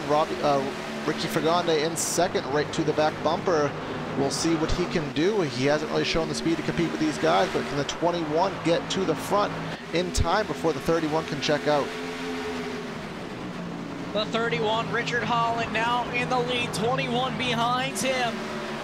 Robert Victory up there, now falling back to the fourth position, it looks like. David Weishart trying to make his way back up through the field, now up to the third position. Yes, he has gotten by Victory. Now he sets his sights on Ricky Fagonde. He is still only about a half second behind Holland, so it's pretty much going to be a 45-lap dash to the end of this race, all the way to the back bumper of the 20, trying to get by. You can see how dark the groove is here. It must be definitely slicking up for these drivers here as the race continues, and Weishart tries his hardest to get second. Down through turns number 1 and 2. Now down off of turn number 2. They're going to be side by side down the back straightaway, easily clearing the 20 machine as the 21 of Weishart now has his eye set on the 31 of Holland. So that could not have gone any better for Weishart. He managed to clear those drivers within 2 laps, and now he has 44 laps to try to make quick meet of the 31 machine and clear him. But I mean, the 31, we saw the long run speed he had, so I'm not going to give it to the 21 yet. He's going to have a fight on his hands.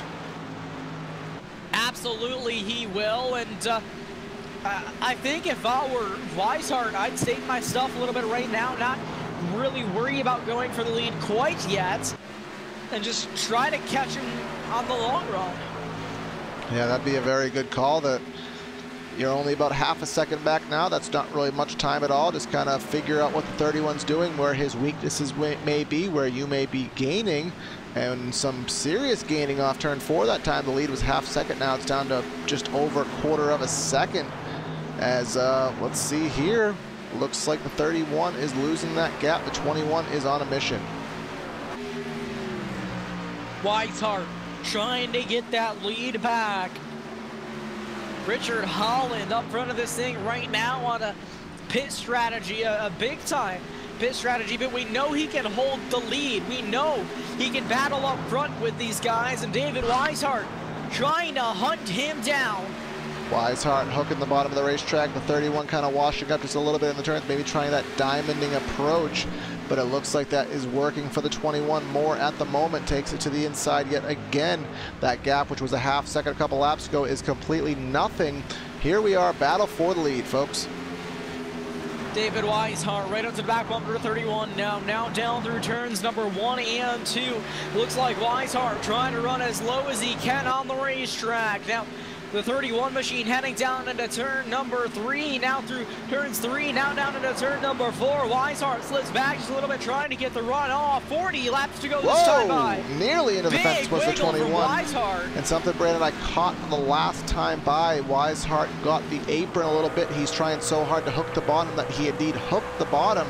That got him loose and cost him a little bit of time. Nearly in the fence off turn 2 again. I think Weishart just needs to take a deep breath, relax, and just try to hit his marks. Do not worry about the gap. It will eliminate itself if he's fast enough. Yeah, absolutely. We know Weishart is fast. He is the winner of our Pro Driver Clash here not too long ago here on PTR TV, but he needs to just focus on saving his stuff for the end. These guys, just under 40 laps to go here. There is plenty of time. Yeah, 40 laps may seem like a lot, but it is only about 15 minutes worth of racing under green flag conditions here at Dover, so he does have some time to play with, but he can't get overly complacent. He has kind of eliminated that gap that he did create when he got loose. Now down to a quarter of a second. We'll see what he does here. You can see both of them driving in there. It looks like the 21 really rolling the bottom. He gained a truck length through the center of the corner. Drifts up off the banking just a little bit, manages to hold that his grounds there. Now right up to the back bumper, down off of turn number 2. Little bit of contact with the back bumper to the 31 machine. He dives it down low, side by side, down into turn number 3. 21 try to go for the familiar place he's been all race, trying to get the lead. He will clear through the center of the turn, but will the 31 get a crossover attempt? Not at the moment, so back to the lead is Weishart, but it's still 35 laps to go. Did the 21 abuse his tires? Does Holland have anything left?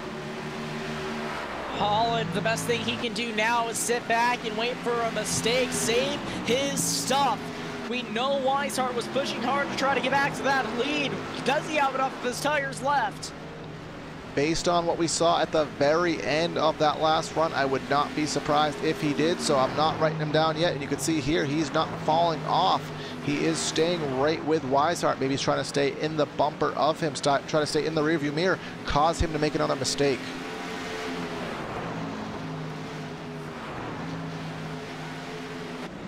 Through 3 and 4, Weishart did get a couple truck length advantage. Holland nearly into the fence off turn number 4, didn't lose too much time, but now he's back by about a quarter of a second and growing over Weishart, who is starting to finally pull away just by a bit.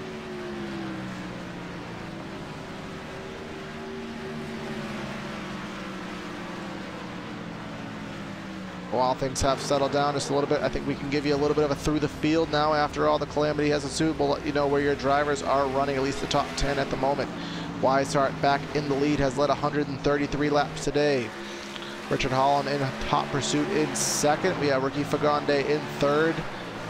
Robert Victory in fourth. Joseph McWhorter running in fifth. Matthew Walzenbeck in sixth. Bryant Ward in seventh. Zachary Carter in eighth. Mike Taylor in ninth. And then rounding out your top 10 is Chris Seidenfaden. Just as a side note, only 6 trucks on the lead lap right now. Then we're talking about the trucks still in the race. Bradley Cooper 11th, Ched Martin 12th, Garrett Grant 13th, who is in the pits. McDaniel's circuiting the track 23 laps down in 14th. And then we have Davis Richards in the pits and Matt Hoover, still the trucks that are registered in the race. So, David Weishart up front. Not quite pulling away, Corey. These guys are going to be taking 30 to go this time by. Laps are starting to tick off, but Richard Holland's still right with him. And that's what Holland needs to do. Show him that, hey, you may have passed me, but I'm still fast. I'm going to make you work for this. Make him push that truck a little bit more. Maybe Holland's saving his tires. We don't know what's going on right now. Maybe the 21's not pushing it either. We don't know, but what we do know is that this race is winding down, and whatever move's going to get made is going to have to get made relatively shortly. Weishart really pushing sideways off of turn number 4 that last time by. Will his tires expire before Holland's? I'm not quite sure of that, but based on how hard Weishart had to drive to get to this position, I think he would have had to put more wear and tear on the tires than Holland, but we will indeed see if that ends up being his demise later in the run.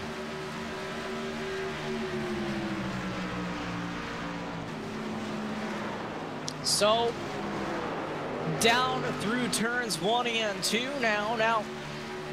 Still ongoing here is the battle for the lead. Weishart has pulled away just a little bit. Holland trying to hang in there and coming down. Not too many laps to go now. They are coming up to a couple of lap cars. It does look like Holland drove it in deep down into turn number 1 that last time by. Made up a little bit of the ground that he had. Maybe, just maybe, he was using that opportunity to cool down his tires. Maybe trying to go for it again. Holland making that ground back up. I wonder if he cooled down the tires or if he's just now heating them up. I don't know if he was really showing all he had. I think Weishart may have had to drive a little too hard to get to this position, as now the 31 is all over the back bumper of the 21 machine as they try to pass Ched Martin, a little slower car. That's actually not going to work out for the 31. He didn't catch him on a good part of the racetrack and lost all that time he gained. See if Holland can make that time back up. Looks like he's starting to already. 21, Weishart looking in his mirror, just watching the black nose and the number 31 car coming up on him fast, starting to creep up back in his rear view. He was just on the back bumper of 21, fell off a little bit because of the lap car, starting to catch another lap car here. But some of what exactly I just said to Weishart, I'm going to repeat back to the other direction to Holland. It seems like he may be the faster truck at this juncture in the race. So he needs to take a deep breath, stay within his limits, drive his race, drive his line, and he should get to the back bumper if he is indeed faster. 29 Welsenbach up at the high portion of the racetrack. 21 of Weishart is going to be in the same situation that the 31 was in. Karma has its ways. It gave him a little bit of a lead. Now it cost him that exact advantage. Holland is right back to where he was about 5 laps ago. Richard Holland trying to play catch up now. Now laps ticking off very quickly here and coming up here soon. Not too many more laps to go. About 23 to go this time by. Yeah, and 23 laps at Dover is no time at all. We're only about 24 seconds a lap, so do the math here. This race is in its waning stages, and the battle has heat up. Here comes Holland right to the back bumper again. He got right to him in 1 and 2. Lost a little bit down the back straightaway, but here we come into 3 and 4. 31 machine drives it down into turn number 3, trying to play catch up against the 21 of Weishart. He gets the run off, heading down the front straightaway. Little bit of a wiggle for the 31 machine. Not going to be able to do anything that time. But right to the back bumper of Weishart. Yeah, he's making him work now. He's making him sweat. Holland is showing him, hey, you use your stuff. I'm faster, so I got 20 laps to win this race. But you know that 21, he's been up front for almost 160 plus laps at this point. He's going to make that truck as wide as he can. David Weishart pulls it down to the bottom, trying to defend that lead against the 31 machine. Right up to the back bumper. Holland drifts up the racetrack a little bit, loses a little bit of ground down off of turn number 2. Now heading down into turn number 3. Weishart drives it in deep down to the bottom of the racetrack. That time by Holland has a little bit better of a run off down into turn number 4. A little bit of a wiggle from Weishart off turn number 4. He got away with it. The 31 didn't get to pounce, but entering turn number 1, you can see here the 31 starting to inch to the back bumper. Gets a little bit of a better run off turn number 2. He gets there. They both wiggle.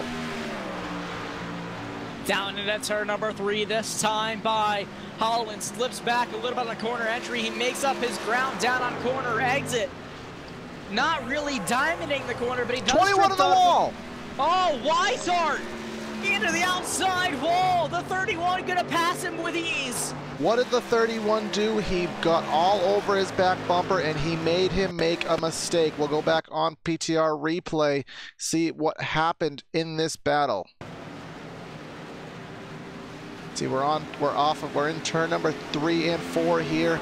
Entering it, you can see that they were kind of running their own little line right now. He wasn't immediately to the back bumper, but it was a wiggle to the left, and he corrected to the right, and when he corrected to the right, he met the concrete barrier, and he has dropped back 3/4 of a second.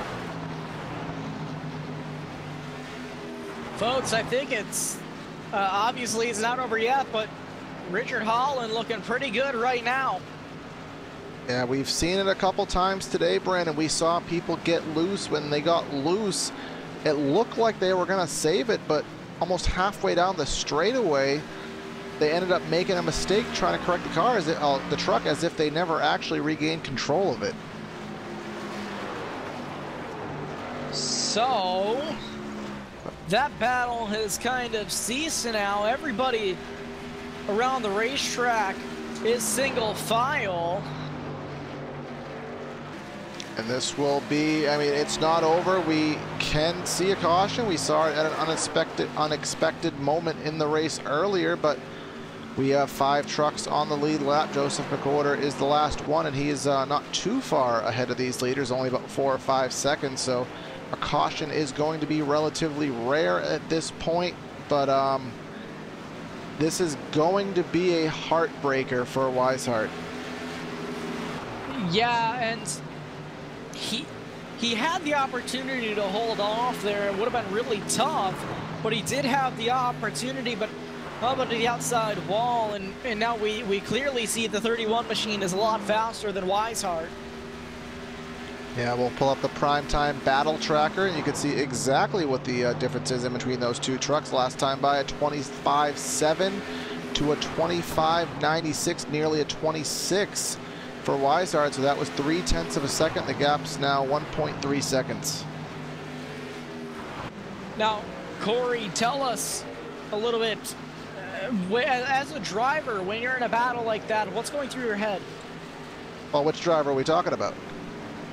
Well, we'll start off with the 21. Well, Weishart, he was in the position where, and I've been in that kind of position before. He dominated the race. He didn't want to give the race away. He had kind of an unfortunate circumstance happen with a caution. He had to get back to the position he was in. He had to drive his butt off from 4th to 1st. He got there, but I think at that point he probably knew, hey, I overdrove my tires. We know how these trucks are these days. it will really kind of show its stuff later in the run. So he was just going to have to make as few mistakes as possible, and fortunately he had the pressure on. 31 was giving him the pressure, forced him to make a mistake, and I mean, he's probably kicking himself behind the wheel now, but that's just racing. Now, switch it over to the position of the 31 when you're in a battle like that. What's going through your head there? I think it was kind of tortoise in the hair a little bit. I think he knew that the 21 was going for it, so he's like, you do you, go for it. I'll meet you back here in a couple laps when you blow off your stuff. And what did he do? He blew the stuff, he blew his tires off, and you could see him wiggling there in the background. He's dropped back almost 2 seconds, so sometimes you just have to play the right card. If you know you don't have the short run speed card, do what you know you can do best, and for the 31, that's run these long runs. Someone I would like to talk about, Corey, Robert Victory. We've seen him, you know, the latter half of the top 10 pretty much all night, maybe just outside a couple times. He was involved in quite a few incidents here tonight, but he is running in the 4th position right now, so awesome job from him here so far tonight. Yeah, just kind of some races like this, you just have to avoid the calamity or stay away from it as best you can, and if you are able to do that, you may salvage a better finish than you may have earned otherwise, and seeming to be the best, seeming to be what happened for Victory in the 7, so kudos to him on that run. And also Fagonde, remember Ricky Fagonde has been later into the top 5, early into the top 10, but looks like he's on pace for a podium finish tonight. Yeah, absolutely. Good job to a lot of these guys out here. And Richard Holland, you know, I didn't personally see him as a guy that could win here at the beginning of this thing, but awesome driving from him and David Weishart. Yeah, remember Holland mid-race, we were talking about him. To be honest, we were wondering what in heck he was doing by staying out as long as he did. He lucked out with that caution.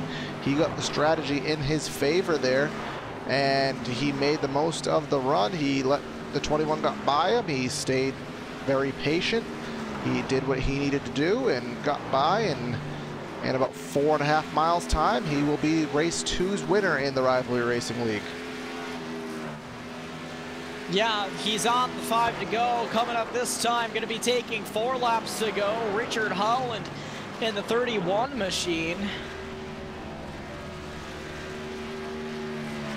Yeah, right now on the speedway, the last car on the lead lap, Joseph McOrder, is not very far in front of Holland, so he will have to get around him. I'm sure if he does get to him, there will not be much contest here. Everyone wants to just get this race over with at this point. Been a very difficult, calamity, wreck-filled race at Dover. The Monster Mile has eaten many of these drivers alive, but 31 has been mostly untouched tonight, and he only has 3 laps left to go. Now, the beginning of this race was a little bit rough around the edges, Corey, but, you know, we saw some green flag that stops managed to happen, and obviously the 31 of Holland caught a really, really great break there with the timing of the caution there, and I'm sure he was already starting to plan to pit in eventually there, but he got the caution flag that he needed. In that green flag cycle, it was him and the 20 machine that managed to lock out. Everybody else had to get their wave around and stay out on older tires. We saw Weishart get the lucky dog. He managed to get in to get fresh tires. He started back at the tail end of the lead lap cars. So, you know, a really awesome fight as he comes and takes the white flag this time by. Yeah, white flag in the air showing for the number 31 of Richard Holland. Didn't necessarily have the dominating race, but he stayed up front. He did what he had to do, made all the right calls, and is half a lap away from a victory. Rolling down at it through turns 3 and 4 right now, out of turn number 3. Now out of turn number 4. He's going to be your winner tonight for the Dover International Speedway Rivalry Racing League, the number 31, Richard Holland. Richard Holland, he snuck it up here at Dover. A heartbreak for David Weishart, leading probably 3/4 of the race finishing second, and a good finish for Ricky Fagonde coming out with a 3rd place finish, getting on the podium here tonight. So we're going to offer our congratulations to the 31 of Richard Holland on his win, and stay with us. We'll be right back with you for the post-race show, and we'll talk to some of these drivers.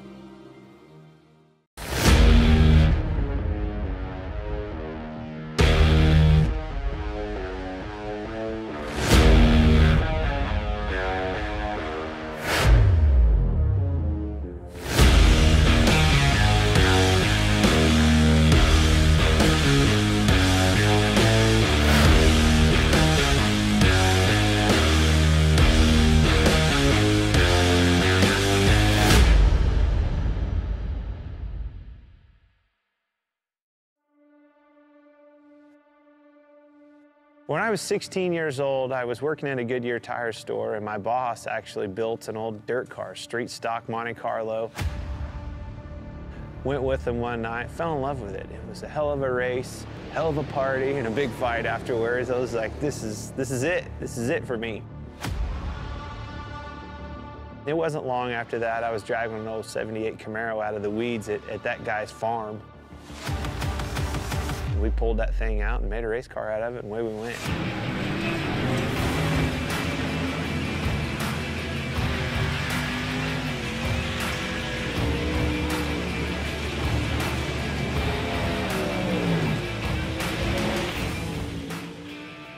You know, I think a driver has more to do with the equation going back and racing dirt, whether it's a modified, a late model. You can do more with the race car. You know, the harder you drive it, a lot of times, the better.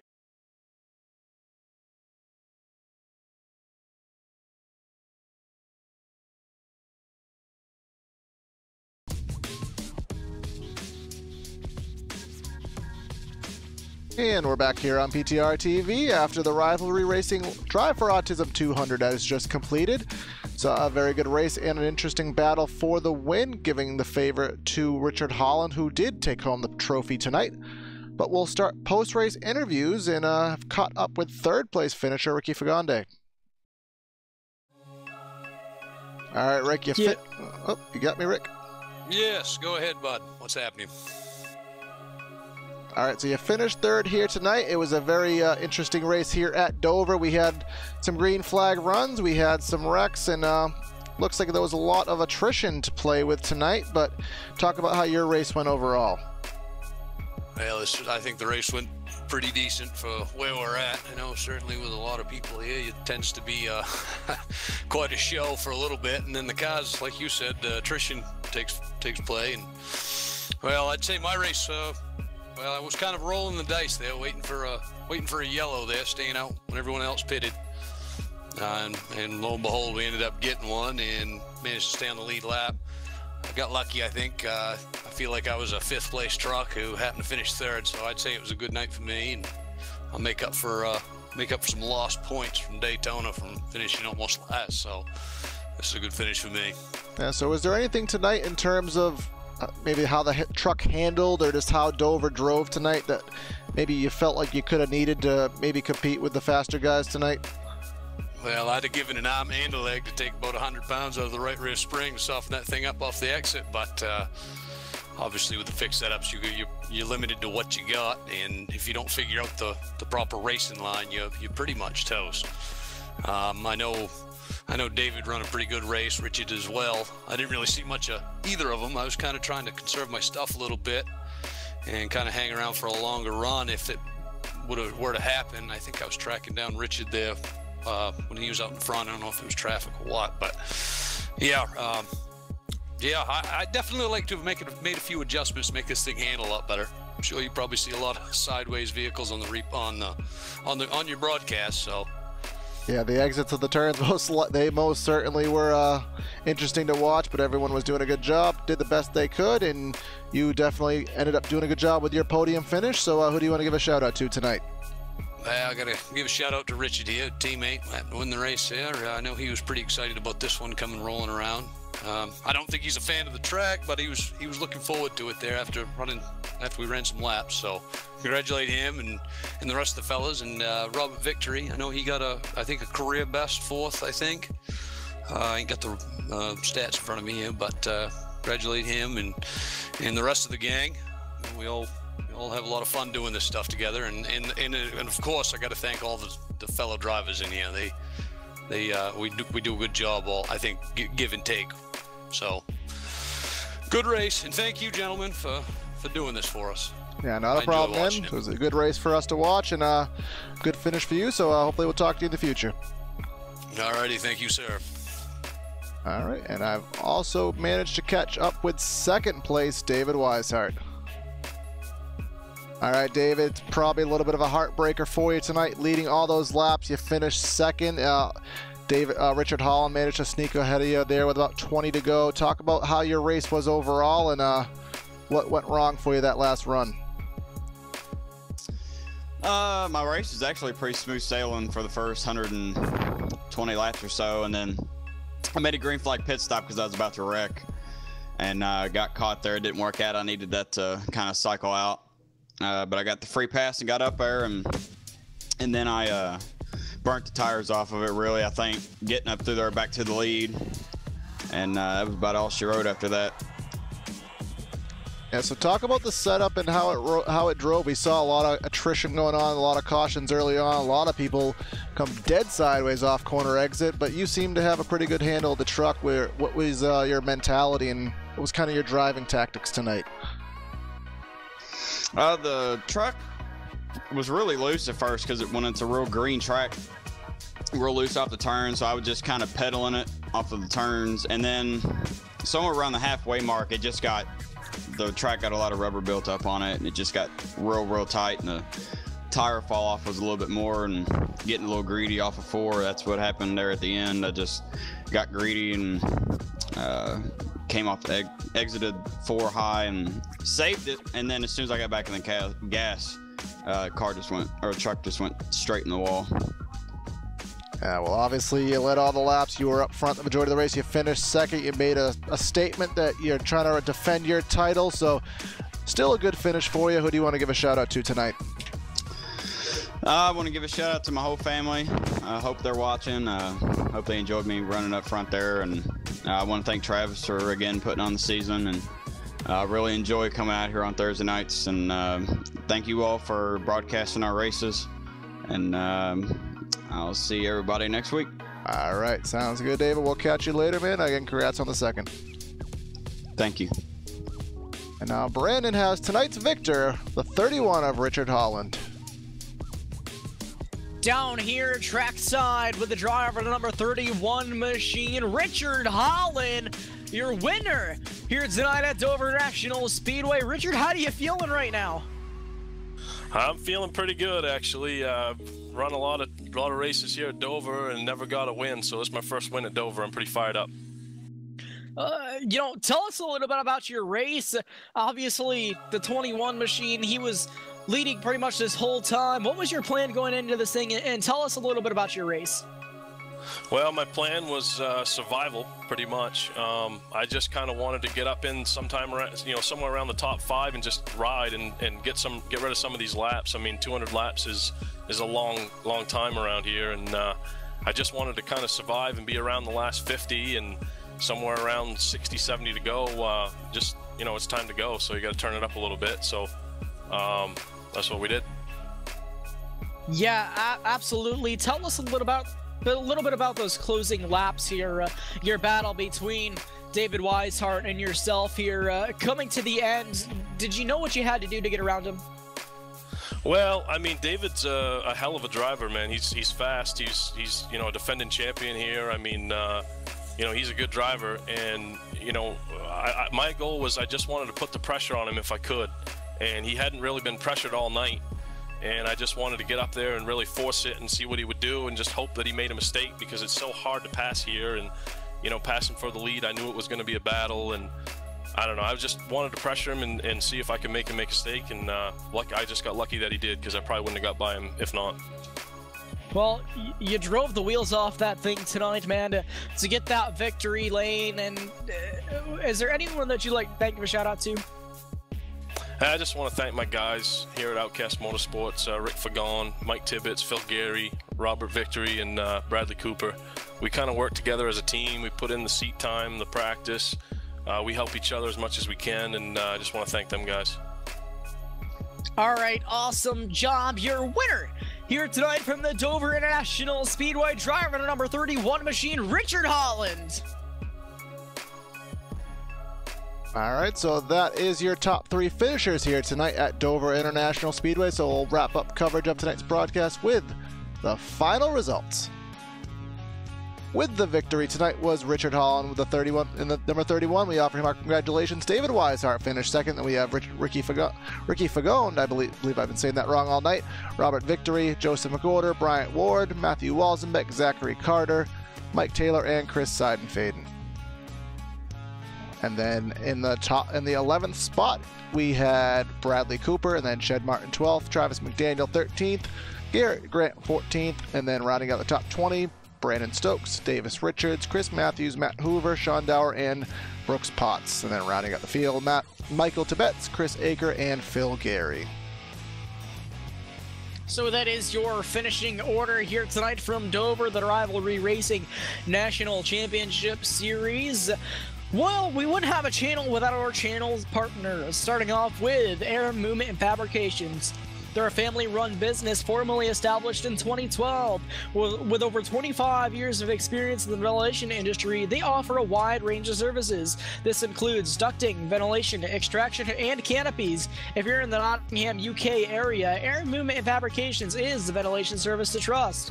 Also, Krutz Custom Graphics, custom racing shirts, hero cards, paint schemes, and much more. From local racers to big race teams, we've got your back. Based out of upstate New York, Krutz Custom Graphics is always P1. Also, iBog iRacing Broadcast Overlay Graphics, custom graphics coding and theme design for iRacing's 2 main overlay systems, ATVO and IRTVO. If you're a broadcast company looking to make your channel shine with custom overlays, talk to Jason Allison with iBog iRacing Broadcast Overlay Graphics. Also, a big shout out to iRacing Motorsport Simulations. Big shout out to all the staff and everybody that works hard to get this simulation up and running. Also, shout out to our track cameras here tonight, TrackCams4 Gourmet. Check him out at trackcams22.com or facebook.com/trackcams. Also, be sure to check out our Patreon to keep broadcast quality high and costs low for the league owners. We need a little help from the fans. Check out our Patreon at patreon.com/PTRTV.